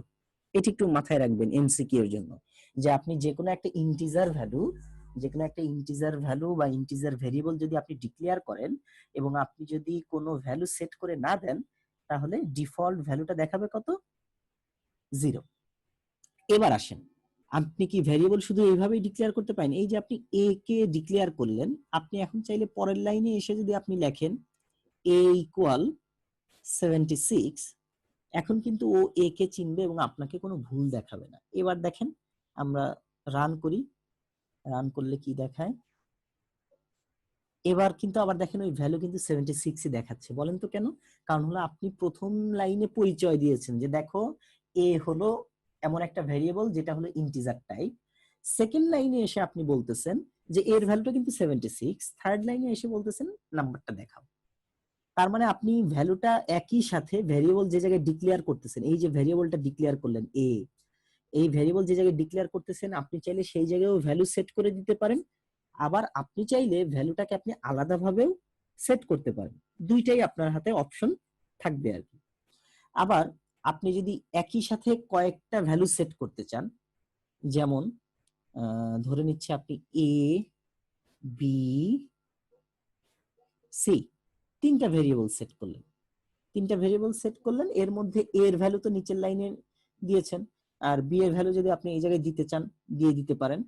মানে আপনি একই সাথে একই ধরনের যদি ডেটা টাইপের, মানে একই ডেটা টাইপের যদি অনেকগুলো ভেরিয়েবল অ্যাসাইন করতে চান, তাহলে আপনি একই লাইনে করে ফেলতে পারেন, আপনার আলাদা আলাদা করে লেখার কোনো প্রয়োজন নেই। যেমন এই জায়গায় 75 দিলাম, আর যেহেতু এই জায়গায় তিনটা ভ্যালু দেখাবো, তাহলে আমি এই জায়গায় লিখলাম দ্য নাম্বার আর। তা এখানে আমরা একেবারে a ইকুয়াল টু 76 দিয়ে দিতাম, তাই না? হ্যাঁ পারতেন, মানে আমি দেখাচ্ছি যে আপনার হাতে সম্ভাব্য সব অপশনই আছে। আপনি চাইলে একই সাথে দিতে পারেন, আপনি চাইলে আলাদা দিতে পারেন। স্যার আমি 3টা ইনপুট দিয়ে একটা আউটপুট দেখতে চাইলে তখন সেটাও সম্ভব। আমি আমি যদি আগে, শুধু হ্যাঁ আপনি কোনটা দেখতে চান আফিয়া বলেন, আমি সেটাই দেখাবো। স্যার আমি যদি এই দেখতে চাই, আচ্ছা আমি শুধু এই দেখতে বিআরসিও ইনপুট করলাম বাট এই দেখতে চাচ্ছেন না, আচ্ছা কোনো সমস্যা নাই, আমরা আপাতত এই তিনটা আগে দেখে নিই, দেখা যাক কি দেখায়। দেখেন এই আমাকে তিনটা ভ্যালু দেখাচ্ছে, একটা হলো যে স্পেস দেওয়া 76 5 75, তিনটা ভ্যালু। স্যার বলে এখানে কি আমার নাম্বারস লেখা লাগবে না? আপনি যে লিখছেন নাম্বার আর, শুধু নাম্বার লিখলেই হবে? এটা গ্রামাটিক্যাল মিস্টেক। আমিও যা ইচ্ছা। আমি মানে জাস্ট আপনি, জিজ্ঞেস করতেছি স্যার হ্যাঁ, এটা কি অ্যাকসেপ্টেবল কিনা। হ্যাঁ আপনি প্রিন্টএফ এর মাঝখানে আপনি কি লিখে দিবেন এটা আপনার ব্যাপার, এটা দিয়ে কেউ ভুল ধরবে না। এই যে প্রিন্টএফ এর যে ডাবল ইনভার্টেড কমা, এই ইনভার্টেড কমার মাঝখানে আপনি যা লিখে দিবেন সেটাই আসবে। আপনি ভুল করলে ভুল জিনিস আসবে, আপনি ঠিক করলে ঠিক জিনিস আসবে। ঠিক আছে? আফিয়া যেটা জিজ্ঞাসা করতেছিল যে আমি ভ্যালু নিলাম তিনটা, কিন্তু তিনটা ভ্যালু আমি দেখাইতে চাচ্ছি না, সেটাও কোনো সমস্যা নাই। আপনি যে কয়টা ভ্যালু দেখাইতে চান সেই কয়টা ফরম্যাট স্পেসিফায়ার লেখেন, তারপর ধরে নিচ্ছি যে আপনি শুধুমাত্র বি এর ইনফরমেশন দেখতে চাচ্ছেন, তাহলে যেটা হবে আপনাকে শুধুমাত্র বি এর ইনফরমেশনই দেখাবে। ঠিক আছে? এই যে দেখেন দ্য নাম্বার ইজ 5। তো এইটা হলো ভ্যারিয়েবল আপনি কিভাবে অ্যাসাইন করবেন এবং সেই ভ্যারিয়েবলটাকে আপনি কিভাবে দেখাবেন, এটা আমি দেখাইলাম। এখন দেখেন যে এই জায়গায় ভ্যারিয়েবল অ্যাসাইন করলেন বা ভ্যালুগুলো আপনি কিন্তু দিয়ে দিচ্ছেন এই জায়গায়, মানে আপনি নিজে কোডের ভিতর ভ্যালুটা লিখে দিচ্ছেন যে 5 হবে নাকি 75 হবে, কিন্তু আপনি চাচ্ছেন যে না আমি এরকম কোনো ঝামেলা করব না, আমি দুইটা নাম্বার নিব, দুইটা নাম্বার নেওয়ার পর আমি ইউজারের কাছ থেকে দুইটা নাম্বার নিব, দুইটা নাম্বার নিয়ে আমরা দুইটা নাম্বারের যোগফল করব এবং সেই যোগফলটা আমরা দেখাবো। যেটা হলো যে আমরা দুইটা নাম্বারের অ্যালগরিদম করেছিলাম, অ্যালগরিদমের ওইটা যদি আপনাদের কাছে থাকে তাহলে একটু দেখে নিতে পারেন যে ফ্লো চার্টটা আমরা কিভাবে করেছিলাম। আমি আপাতত একটু সাজাচ্ছি আগে। দেখেন আমরা ওই জায়গায় লিখেছিলাম যে আমরা দুইটা নাম্বার ইনপুট নিব এ আর বি, তারপর হলো আমরা রেজাল্টের কাজ করব সাম। তা ইনপুট নেওয়ার জন্য আমার ভেরিয়েবল মানে আমার ফাংশনটা হলো স্ক্যানএফ। স্ক্যানএফ ফাংশনটা যখনই থাকে তখনই কম্পাইলার বুঝে নেয় যে এখন একটা নাম্বার নিবে, এবং আমি এই ইনভার্টেড কমার মাঝখানে যে ফরম্যাট স্পেসিফায়ারটা দিব আমার কম্পাইলার বুঝে নিবে সেই ধরনের নাম্বার নিবে।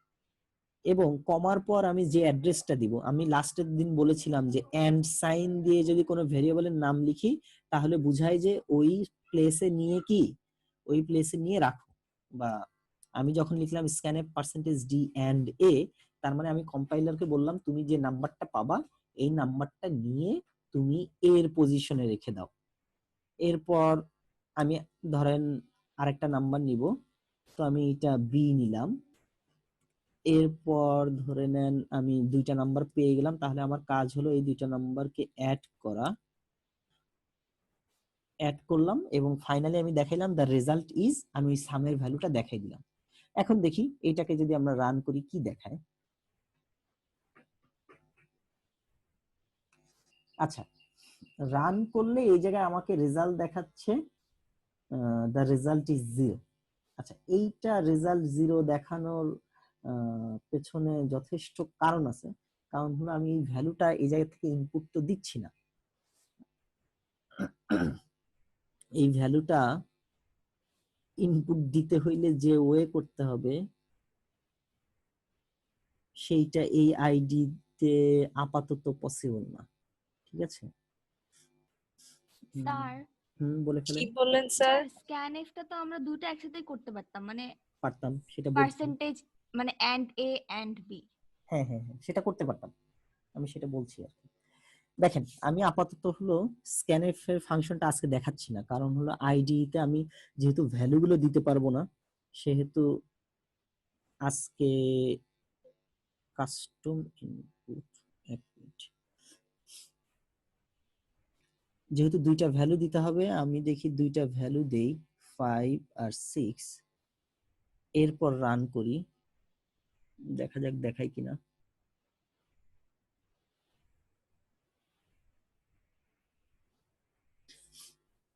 এই জায়গায় যেভাবে দেখাচ্ছে আসলে এইভাবে দেখায় লাভ নেই, কারণ হলো আপনাদের যে আইডিটা এই আইডিটাতে আমি দেখাবো যেহেতু এই জায়গায় দুইটা ভ্যালু নিয়ে কাজ হচ্ছে, এ আর বি দুইটা ভ্যালু নিতে হচ্ছে, এই জন্য দেখেন আমি কাস্টম ইনপুটে এসে দুইটা ভ্যালু দিয়ে দিয়েছি এবং ওই দুইটা ভ্যালুর রেজাল্ট অনুযায়ী দেখেন আমাকে রেজাল্ট দেখাচ্ছে দ্য রেজাল্ট ইজ 11।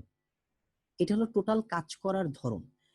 এখন আফিনা যেটা বলতেছিল যে স্যার আমরা আলাদা আলাদা দুইটা লাইনে ভ্যালুগুলো নেওয়ার জন্য লিখেছি এন্ড এ এন্ড বি, তো আমরা কি একই সাথে নিতে পারতাম না? আমরা একই সাথেও নিতে পারতাম। দেখেন একই সাথে যদি নিতে চাই আমাদের তেমন কোনো কাজ, কঠিন কোনো কাজ না, যেহেতু আমরা দুইটা ভ্যালু নিচ্ছি এই জন্য দুইটা %d দিলাম, সরি, আর এই জায়গায় কমার পর আমরা এন্ড বি দিলাম। তাহলে আমার কম্পাইলার বুঝে গেল, কম্পাইলার যে বুঝে গেল কি বুঝলো যে দেখেন কম্পাইলার বুঝলো যে স্ক্যানএফ এর ভিতরে এসে দুইটা %d পাইছে, মানে ও বুঝছে যে ও আচ্ছা দুইটা ভ্যালু নিতে হবে। দুইটা ভ্যালু নিলে প্রথম ভ্যালুটাকে ও অটোমেটিক্যালি এর ভিতরে রাখবে, দ্বিতীয় ভ্যালুটাকে ও বি এর মাঝখানে রাখবে। এবার আসেন আমরা ডিফারেন্ট ভ্যালু দিয়ে দেখি কি বলে আর কি। আমরা একটা দিলাম স্যার 10। বলেন। স্যার আপনি মেইনের সামনে ইন্টিজার এটা জানি কেন দিয়েছিলেন?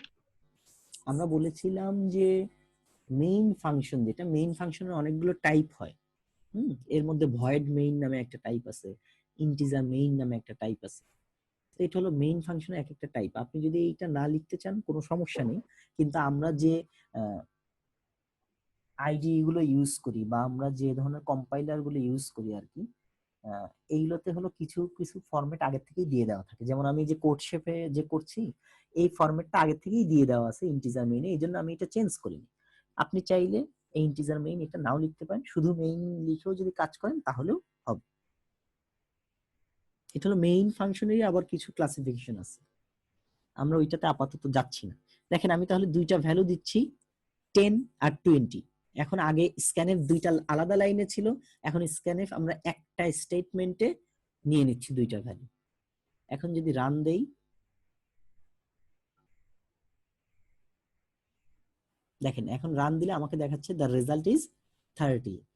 তাহলে আমার প্রোগ্রামটা কিন্তু প্রথম আমরা যে কাজগুলো করতেছিলাম যে আমরা ভ্যারিয়েবলের ভ্যালুগুলোও সেট করে দিচ্ছিলাম, আর এখন ভ্যারিয়েবলের ভ্যালুগুলো সেট করতে হচ্ছে না, আমি ইউজার হিসেবে যে ভ্যালু দিব আমাকে কিন্তু এই পুরো কোডে আর ভ্যালু চেঞ্জ করতে হচ্ছে না। এর আগে আমরা ভ্যালুগুলো চেঞ্জ করতেছিলাম কোথায়? আমরা কোডে ভ্যালুগুলো চেঞ্জ করতেছিলাম, আর এখন ভ্যালুগুলো চেঞ্জ করতেছি কোথায়? আমি হলো ইনপুটে ভ্যালু চেঞ্জ করতেছি, আমার অটোমেটিক্যালি এই কাজগুলো হয়ে যাচ্ছে। আচ্ছা, যেটা দেখানোর জন্য আসলে এই প্রোগ্রামটাতে এসেছি সেটা আমরা দেখাতে চাচ্ছিলাম হলো যে আমার এই ইনক্রিমেন্ট অপারেটরটা কিভাবে কাজ করে, এই প্লাস প্লাস। আসেন আমরা এর জন্য একটা ভেরিয়েবল হইলেই চলবে, আমি এই ভেরিয়েবলটাকে শুধু সাথে রাখলাম। স্ক্যানএফ দিয়ে আমি হলো যে কাজটা করব, একটা ভ্যালু নিব, মানে ইউজারের কাছ থেকে যে কোনো আমি একটা ভ্যালু নিব, এরপর আমি এ দেখেন প্লাস প্লাস লিখলাম, ঠিক আছে। আর ফাইনালি আমি এই জায়গায় এর ভ্যালুটা দেখাই দিব। আসেন আমরা দেখি কিভাবে কাজ করে। তাহলে আমি ইন্টিজার এ প্রথমে একটা ভেরিয়েবল ডিক্লেয়ার করলাম ইন্টিজার টাইপের, স্ক্যানএফ দিয়ে ওই ভ্যালুটা নিলাম, এই জায়গায় এসে আমি ভ্যালু 1 বাড়াইলাম এবং ফাইনালি এসে আমি সেই রেজাল্টটাকে দেখাই দিলাম। আমি যদি সেটা করতে চাই তাহলে আমি শুধু 10 রাখি, মানে এর ভ্যালু 10। আমি যদি রান দেই তাহলে দেখি আমাকে আউটপুট কত দেখায়।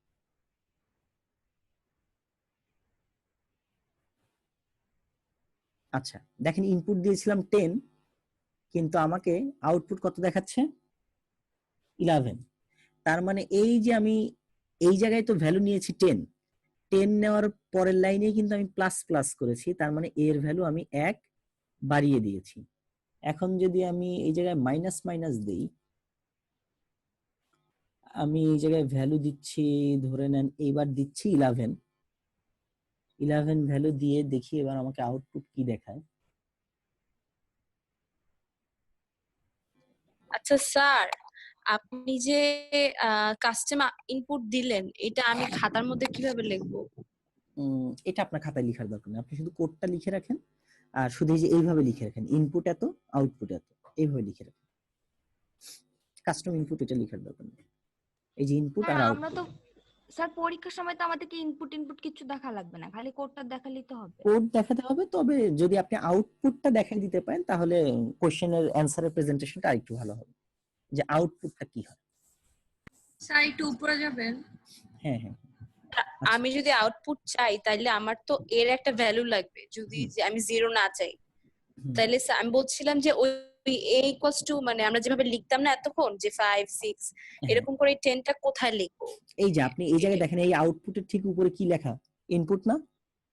হ্যাঁ, ইনপুট 11, আপনি এটা ইনপুটে এই জায়গায় লিখবেন। কোডে এখন আর আমাকে কিছু লিখতে হবে না, কোডে কোনো ভ্যালু দিয়ে দিতে হবে না, এইটা হলো ভেরিয়েবলের কাজ আর কি। কারণ হলো আমি কোডে যদি বারবার ভ্যালু দেই তার মানে কি, আমার যখনই কোনো চেঞ্জ করব, চেঞ্জ কোথায় করতে হবে, কোডে। কিন্তু আমি যখন ইনপুট ইউজারের কাছ থেকে নিচ্ছি তখন কিন্তু আমার কোডে বারবার হাত দিতে হচ্ছে না, আমি বারবার চেঞ্জ করতেছি কোথায়, এই জায়গায় চেঞ্জ করতেছি, ঠিক আছে। তাহলে আমার কোডটা একই কোড রইলো, কিন্তু আমি বারবার ইনপুট ডিফারেন্ট দেওয়ার কারণে আমি আউটপুট ডিফারেন্ট পাচ্ছি, বুঝতে পেরেছেন? তাহলে জি দেখেন স্যার। এই যে তাহলে হলো হ্যাঁ বলেন। স্যার কোড ব্লকে তো কোনো ইনপুটের অপশনই থাকে না আলাদা। ওই যে আপনার আউটপুট স্ক্রিনে তো অটোমেটিক্যালি ইনপুট দেওয়ার জন্য একটা অপশন আসে, সেটা তো কোনো আলাদা থাকে না, মানে আমরা লাইনের পর লাইন ইনপুট দিলে আর অটোমেটিক্যালি, মানে কোনো আলাদা তো করা থাকে না, হ্যাঁ আলাদা থাকে না, মানে ওই এখানে যে যেমন আলাদা করে। এই জায়গায় আলাদা দেওয়া আছে, ওইটাই বেটার বা ওইটাই আসলে গুড অপশন। আমি আসলে গতকাল থেকে খুঁজতেছিলাম যে কোড ব্লকস এর কোনো ম্যাক ভার্সন পাওয়া যায় কিনা, আমি পাচ্ছিলাম না, দেখে হলো আপাতত আপনাদের ক্লাস করানোর জন্য আমি এই আইডিটা ইউজ করতেছি, বুঝতে পেরেছেন, যেন আপনারা বুঝতে পারেন আর কি।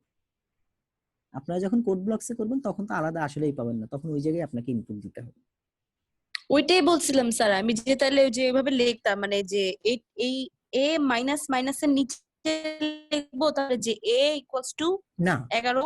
আপনি কোডে কিছুই লিখবেন না, আপনি কোডের পর এইভাবে লিখবেন, এই যে ইনপুট 11 দিবেন, আউটপুট এটা দিবেন। এভাবেই তো লিখছি স্যার, কিন্তু ওই যে আফিনা যে বললো কোড ব্লকসে, তখন তো আমার এটা থাকতো না। না কোনো সমস্যা নাই, কোড ব্লকসে যখন আসবে ওইটা আমিই দেখাই দিব কিভাবে কি করবেন, সেহেতু ওইটা নিয়ে আপাতত মাথায় থেকে দূরে সরায় ফেলেন আর কি, ঠিক আছে। আচ্ছা আচ্ছা তাহলে এই দুইটা অপারেটর বুঝেছেন কিনা, একটা হলো ইনক্রিমেন্ট অপারেটর, একটা ডিক্রিমেন্ট অপারেটর, যে এই দুইটা অপারেটর কিভাবে কাজ করে,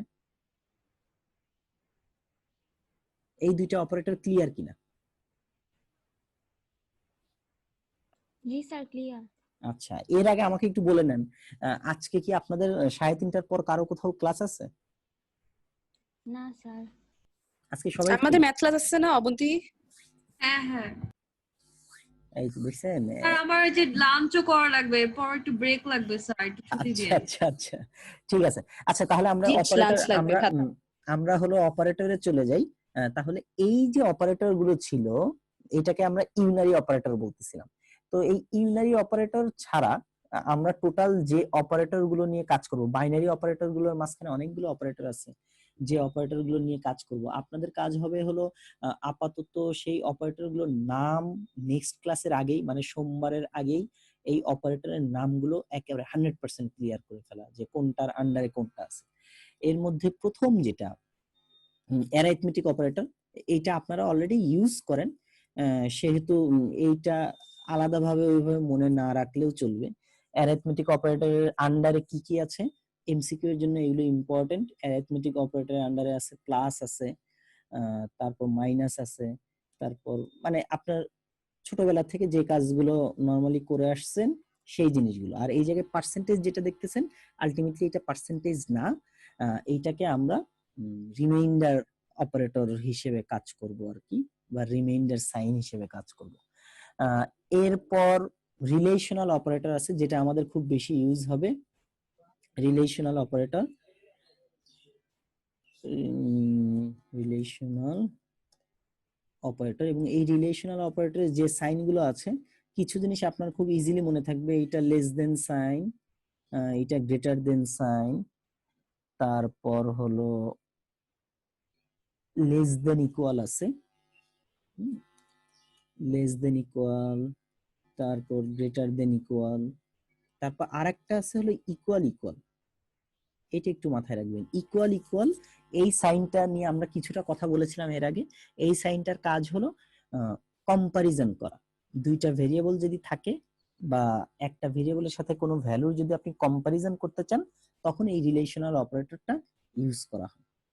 এরপর আমরা আরেকটা অপারেটর নিয়ে আমাদের কাজে লাগবে, যেটাকে আমরা বলবো হলো লজিক্যাল অপারেটর। ঠিক আছে, লজিক্যাল অপারেটর যেটা এই জায়গায় হলো, এইটাকে লজিক্যাল অর বলে, দুইটা ভার্টিক্যাল সাইন যেটা, এটাকে লজিক্যাল এন্ড বলে, দুইটা এন্ড সাইন হইতে হবে। তারপর হলো আফিয়া যেটা বলতেছিলেন যে ফ্যাক্টরিয়াল সাইন যেটা, এটাকে লজিক্যাল নট বলে। এই এক্সক্লেমেটরি সাইনটাকে আমরা বলবো হলো লজিক্যাল নট। স্যার ফার্স্ট এরটাকে কি বললেন? লজিক্যাল অর, লজিক্যাল অর প্রথম যেটা আর কি, দুইটা ভার্টিক্যাল সাইন বার যেটা। এরপর আমাদের আরেক ধরনের অপারেটর নিয়ে কাজ করতে হবে এবং এটা খুব বেশি ইউজ হবে, এটাকে বলা হয় হলো অ্যাসাইনমেন্ট অপারেটর। ঠিক আছে, অ্যাসাইনমেন্ট অপারেটরে বুঝতে পারতেছেন ইকুয়াল থাকবে অবশ্যই। তারপর যতগুলো অ্যারিথমেটিক অপারেটর আছে সবগুলো অ্যারিথমেটিক অপারেটরের সাথে ইকুয়াল, এটাকে প্লাস ইকুয়াল বলে, এটার কাজ কি এটা আমরা দেখব। তারপর মাইনাস ইকুয়াল আছে, তারপর হলো মাল্টিপ্লিকেশন ইকুয়াল আছে, এরপর হলো ডিভিশন ইকুয়াল আছে, এরপর হলো মানে রিমাইন্ডার ইকুয়াল। এই সাইনগুলো আছে, এই সাইনগুলোকে কি আমরা অ্যাসাইনমেন্ট অপারেটর বলবো।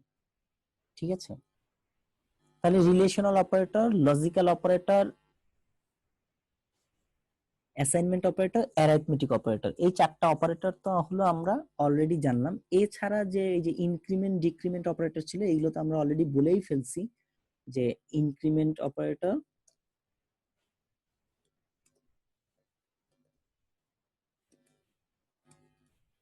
এটা হলো প্লাস প্লাস, আর একটা হলো ডিক্রিমেন্ট অপারেটর,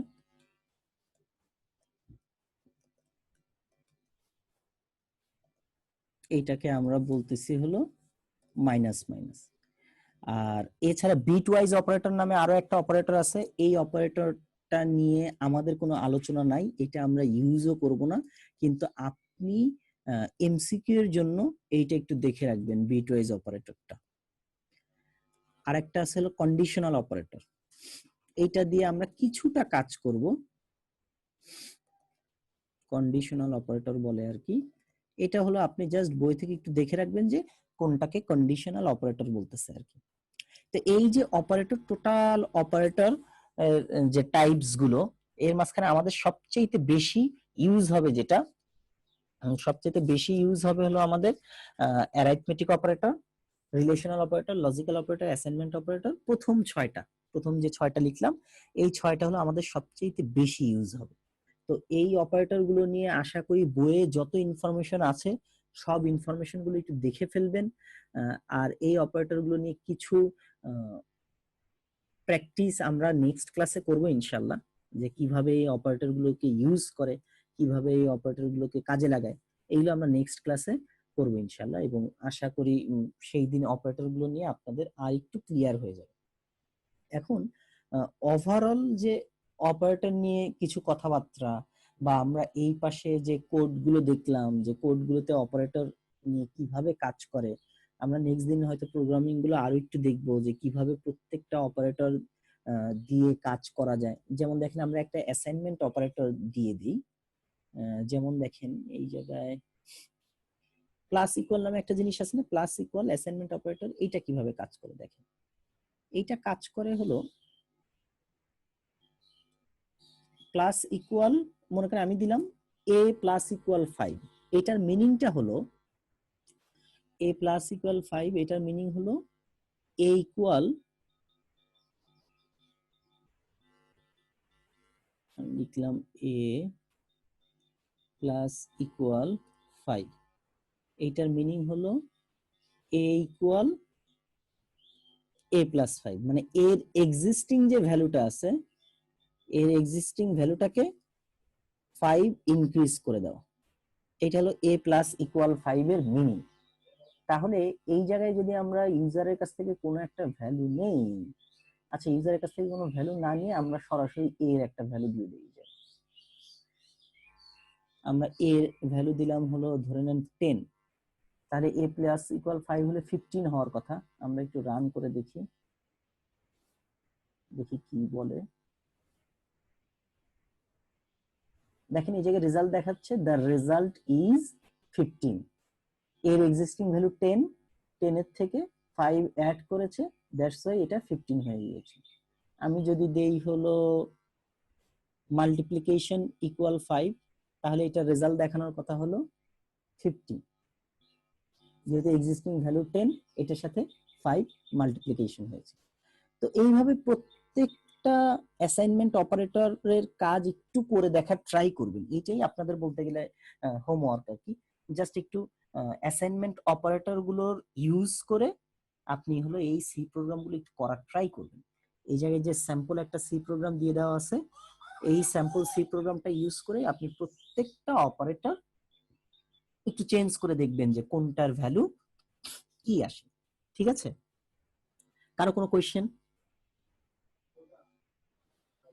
স্যার আমাকে একবার একটু যে কম্পাইলার আর ওই জিনিসটা একবার একটু বলেন। আচ্ছা, সেই ক্ষেত্রে আমাকে আরেকটা সেশন ওপেন করতে হবে, কারণ এইটার 40 মিনিটও শেষ আর কি, এই সেশনের 40 মিনিট। কারো কোনো কোয়েশ্চেন থাকলে তারা হলো নেক্সট সেশন যেটা শুরু করতেছি সেটাতে জয়েন করতে পারেন, যাদের যাদের কোয়েশ্চেন থাকবে। ঠিক আছে, আমি এই সেশনটা এই জায়গায় শেষ করে দিচ্ছি। আর যাদের যাদের কোয়েশ্চেন আছে তারা নেক্সট সেশনটাতে আবারও জয়েন করুন। আপনার যে কোয়েশ্চেনটা আর কি, সেটা হলো যে কম্পাইলার আর ইন্টারপ্রিটার যেটা, এই দুইটার মাঝখানে আসলে ডিফারেন্সটা কোথায়। দেখেন কম্পাইলার এবং ইন্টারপ্রিটার এই দুইটাকেই আমরা কি বলি বলেন তো?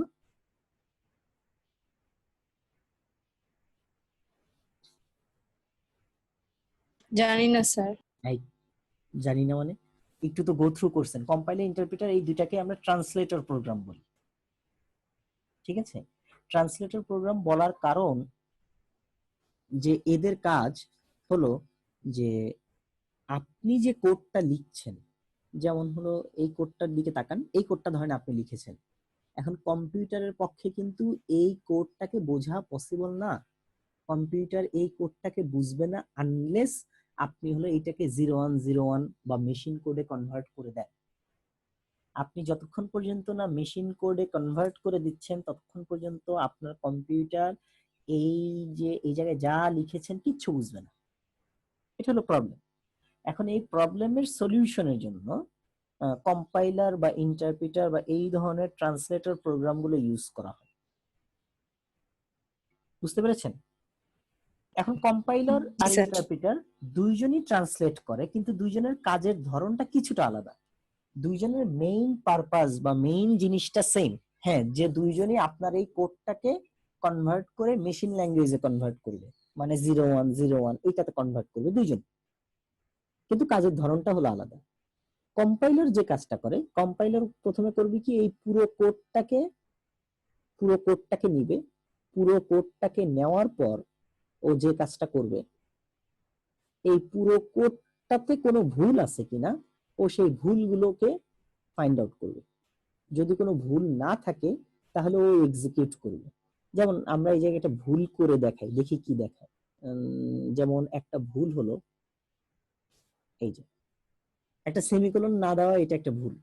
তো এইটা যদি কম্পাইলার হয়, আচ্ছা আমরা আরো দুই একটা ভুল করি। এটা তো মনে করেন প্রিন্টএফ এর পর এফ লিখি নাই, দুইটা ভুল করলাম। হ্যাঁ, আসেন দেখি এই দুইটা ভুলের রেসপন্স কি। আমি এখন এইটাকে যদি রান করতে যাই, দেখেন কি দেখায়। খেয়াল করে দেখেন, এই যে কম্পাইল ইনফো নামে একটা লেখা দেখতেছেন রাইতা? দেখছি স্যার, দেখছি। আচ্ছা, তাহলে এই দেখেন যে কম্পাইলারের কাজ হলো আমার যে প্রোগ্রামের ভুলগুলোকে, মানে ও ট্রান্সলেট করার সময় আমি কোনো ভুল করলাম কিনা সেই ভুলগুলোকে আইডেন্টিফাই করে দেওয়া। এই জায়গায় আমাকে দেখেন ভুল দেখাচ্ছে। প্রথম ভুলটা কি, যে দেখাচ্ছে যে তোমার 5 নাম্বার লাইনে এই যে প্রোগ্রাম C5 এই জায়গায় এরর দিছে, তারপর বলতেছে expected comma or semicolon before a, মানে বলতেছে এই এর আগে ও একটা কমা বা সেমিকোলন কে এক্সপেক্ট করতেছে। আচ্ছা, দিয়ে দিলাম আমরা একটা সেমিকোলন। এরপর আর কোনো ভুল আছে কিনা? হ্যাঁ, আর ভুলগুলো কি, ও দেখেন দেখাচ্ছে ওয়ার্নিং। ওয়ার্নিং এর এই জায়গায় দেখাচ্ছে কি, ওয়ার্নিং এর এই জায়গায় দেখাচ্ছে যে implicit declaration of function print, মানে ও প্রিন্ট নামে কোনো ফাংশন কেউ খুঁজে পাচ্ছে না, কারণ আসলে প্রিন্ট নামে তো কোনো ফাংশন নাই। তাহলে এই যে ক্লিয়ারলি বলা হয় নাই। হ্যাঁ, এক তো হলো প্রিন্ট নামে কোনো ফাংশনই নেই। এখন ও হলো এটা ওয়ার্নিং দিচ্ছে, মানে ও বুঝে উঠতে পারতেছে না যে আচ্ছা প্রিন্ট নামে এটা কি।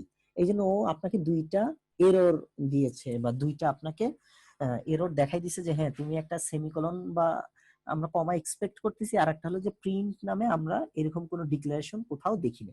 আচ্ছা, এইটা কম্পাইলার হওয়ার কারণে আপনার দুইটা প্রবলেম, এই যে যে দুইটা প্রবলেম পেয়েছে, এই দুইটা প্রবলেম কি একত্রে দেখাই দিল না? একত্রে হ্যাঁ, দেখাই একসাথে দিছে, দেখাইছে। একসাথে দেখাই দিছে কিন্তু। আর ইন্টারপ্রিটার হলে এই যে যে কাজটা করতো, ইন্টারপ্রিটার একটু ডিফারেন্ট ওয়েতে কাজ করতো। ইন্টারপ্রিটার করতো কি, এই যে প্রথমেই যখন এই ভুলটা পাইতো, এই যে এই জায়গায় সেমিকোলন ছিল না, প্রথমে এই ভুলটা পাওয়ার সাথে সাথে ও থেমে যেত, থেমে যেয়ে বলতে যায় তুমি এই জায়গায় একটা ভুল করছো। তো আপনি তখন এই ভুলটা ঠিক করলে এরপর ও নেক্সট লাইনে দেখতে আসতো যে নেক্সট লাইনে কোনো ভুল আছে কিনা। এই জন্য আপনার বইতে একটা লাইন লিখে আছে যে কম্পাইলার পুরো প্রোগ্রামটাকে একত্রে ট্রান্সলেট করে আর interpreter line by line translate করে। জি স্যার, এটা কম্পাইলার আছে। সমস্ত ভুলগুলোকে একত্রে দেখায়, ইন্টারপ্রিটার প্রত্যেকটা ভুলকে একটা একটা করে ভুল দেখায়। যতক্ষণ পর্যন্ত না আপনি ওই ভুলটাকে ঠিক করবেন, কারেক্ট করবেন, ততক্ষণ পর্যন্ত ও মানে নেক্সট লাইনে ও যাবে না, মানে ট্রান্সলেট করবে না।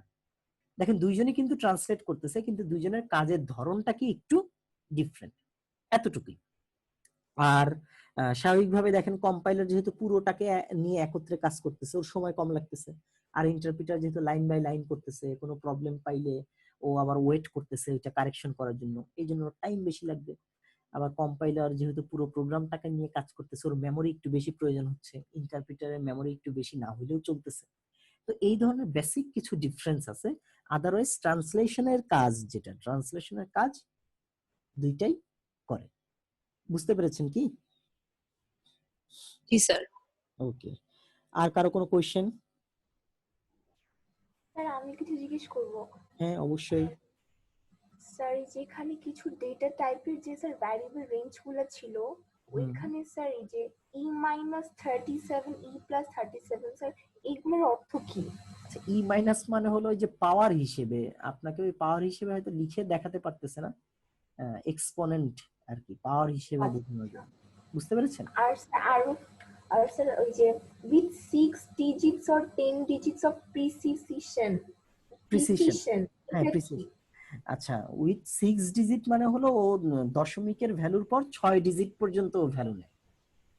10 ডিজিট হলে 10 ডিজিট পর্যন্ত ভ্যালু নেয়। বুঝতে পেরেছেন?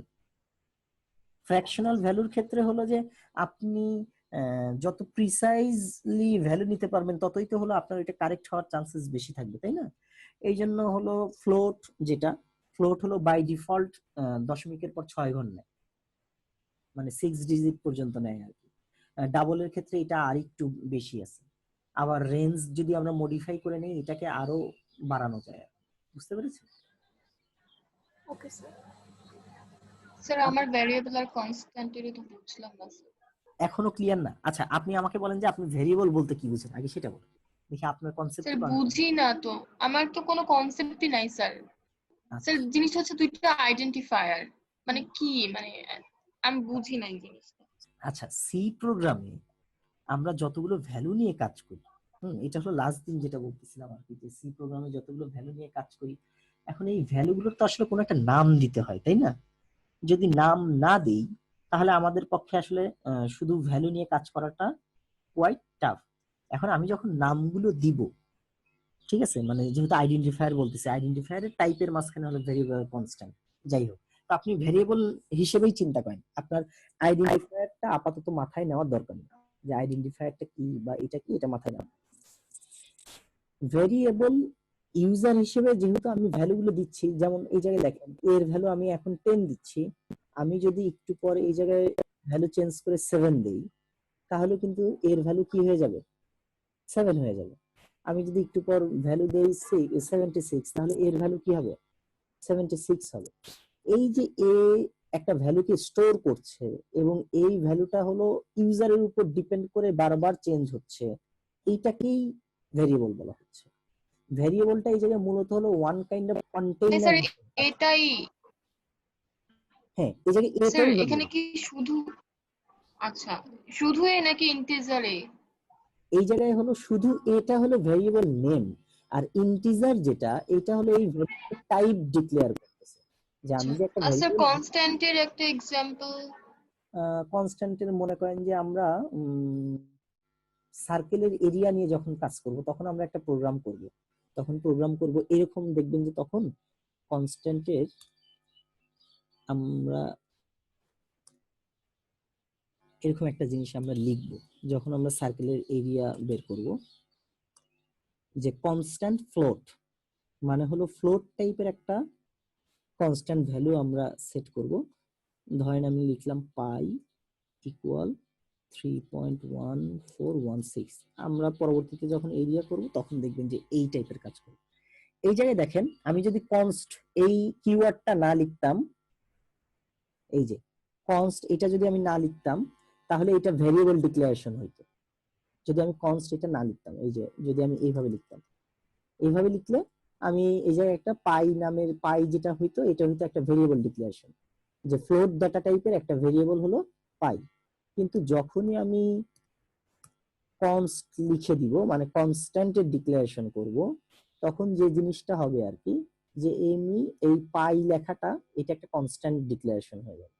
তখন আমরা পাইটাকে কনস্ট্যান্ট বলবো, কারণ হলো এই ভ্যালুটা কোনো সময় চেঞ্জ হবে না। কিন্তু একটু আগে যখন এই যে দেখেন ইন্টিজার এর ভ্যালু আমরা কিন্তু আমাদের ইচ্ছা মতো চেঞ্জ করেছি, তাই না? এর ভ্যালুটা আমরা ইচ্ছা মতো চেঞ্জ করেছি যখন যেটা মনে চেয়েছে, কিন্তু পায়ের ভ্যালু কি আমরা চেঞ্জ করতে পারবো? পায়ের ভ্যালু কিন্তু চেঞ্জ করার কোনো অপশন নাই। যেহেতু পায়ের ভ্যালু চেঞ্জ করার অপশন নাই, এই জন্য আমরা প্রোগ্রামের শুরুতেই হয়তো জানাই দিয়ে গেলাম যে হ্যাঁ, পাই নামে যে জিনিসটা আমরা ইউজ করতেছি এটা একটা কনস্ট্যান্ট। বুঝতে পেরেছেন? Yes sir. কিছুটা ক্লিয়ার কিনা? আচ্ছা, এখন দেখেন Yes, sir.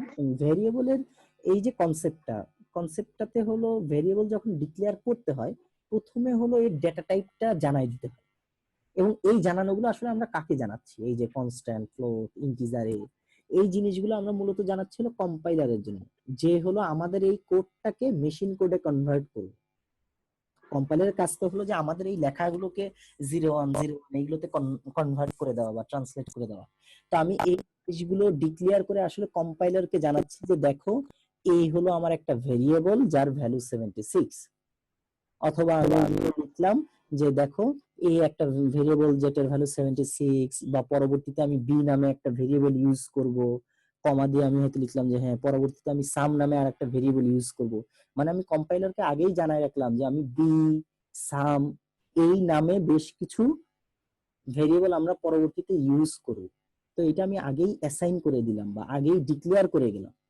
কারণ হলো আমি যদি ডিক্লেয়ার করে না যাই তাহলে আমার কম্পাইলার পরবর্তীতে যখন আমি বি বা সাম ইউজ করব ও বুঝতে পারবে না। আপনি আপনার সি প্রোগ্রামে যে ভ্যালু নিয়ে কাজ করেন না কেন সেইটার ভেরিয়েবলের ডিক্লারেশনটা মেইন ফাংশনের শুরুতেই করে দিতে হয়। হ্যাঁ আপনি চাইলে পরেও ডিক্লেয়ার করতে পারেন, কিন্তু বেটার প্র্যাকটিসটা হলো আপনি এই ভেরিয়েবলের ডিক্লারেশনটা করবেন হলো মেইন ফাংশনের শুরুতেই। ঠিক আছে, এখন কি কিছুটা ক্লিয়ার আফিয়া এই ভেরিয়েবলের কনসেপ্টটা? Yes, sir. ওকে, আচ্ছা এরপরে যখন আমরা আরো দুই একটা প্রোগ্রাম করে ফেলবো তখন দেখবেন যে আপনি এই ভেরিয়েবলের কনসেপ্টটা আরো একটু ক্লিয়ার হয়ে যাবে যখন আপনি নিজে ইউজ করবেন। এই জন্য আমি আপনাদের কাছ থেকে যেটা এক্সপেক্ট করব সেটা হলো যে যারা হলো কম্পিউটার ইউজ করতে পারবেন তারা তো বেটার কোড ব্লকসটা ইনস্টল করে তারপর একটু প্র্যাকটিস করবেন অ্যারিথমেটিক অপারেটর দিয়ে যে কাজটা দিলাম। আর যারা সেটা পারবেন না তারা হলো যে লিংকটা দিয়েছি সেই লিংকে যেতে পারেন, এই যে codeshape.com/id এই লিংকটাতে যেয়ে তারা একটু প্র্যাকটিস করে দেখবেন যে আসলে কোন জিনিসটা কিভাবে চেঞ্জ করলে কি আউটপুট আসতেছে, এটা একটু দেখতে পারাটা ইম্পর্টেন্ট। ঠিক আছে, আর কারো কোনো কোয়েশ্চেন?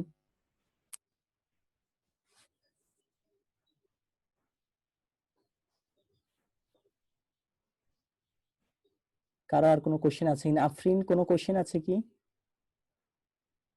জি স্যার, বলে একটা জিনিস বুঝিনি বলেন দেখি। স্যার, ওই যে প্লাস প্লাস মাইনাস মাইনাস ওগুলো কি স্যার?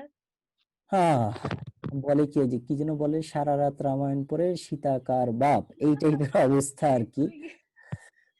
এইগুলোকে আমরা ইনক্রিমেন্ট আর ডিক্রিমেন্ট অপারেটর বলতেছিলাম আর কি, যে এদের কাজ হলো আপনার ভ্যালুটাকে ইনক্রিজ করা বা ডিক্রিজ করা। যেমন দেখেন এই জায়গায় এ একটা ভেরিয়েবল, এর ভ্যালু 76, আমি যদি এই জায়গায় দিয়ে দেই প্লাস প্লাস, এটার মিনিং হলো এর এক্সিস্টিং যে ভ্যালু আছে সেই ভ্যালুটাকে 1 ইনক্রিজ করে দেওয়া। দেখেন আউটপুটটা দেখলেই বুঝবেন।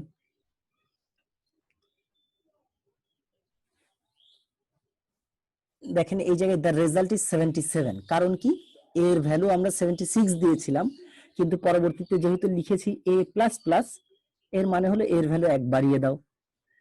আচ্ছা যদি মাইনাস মাইনাস দেই তাহলে ভ্যালু দুইটা বাড়ানোর জন্য তখন কি করব? যদি 78 করতে চাই?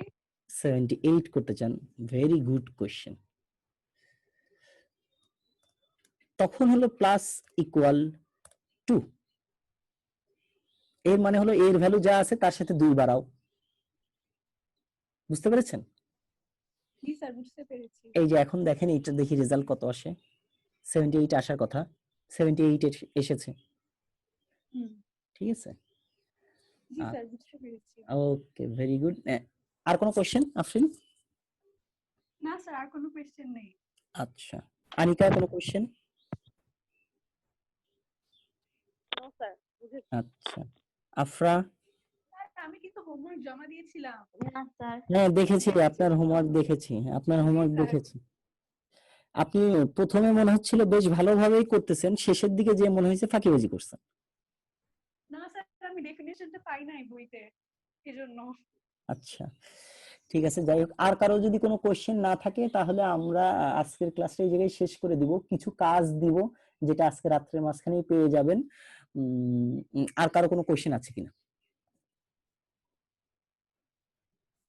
আচ্ছা আমি অ্যাজিউম করে নিচ্ছি আর কারো কোনো কোশ্চেন নেই। ঠিক আছে, আপনারা ভালো থাকেন, সুস্থ থাকার চেষ্টা করেন। হোপফুলি সোমবার দিন, নেক্সট ক্লাস সোমবার, কালকের পরের দিনই টাইম মতো থাকবেন ইনশাল্লাহ। ঠিক আছে, আসসালামু আলাইকুম ওয়া রাহমাতুল্লাহ।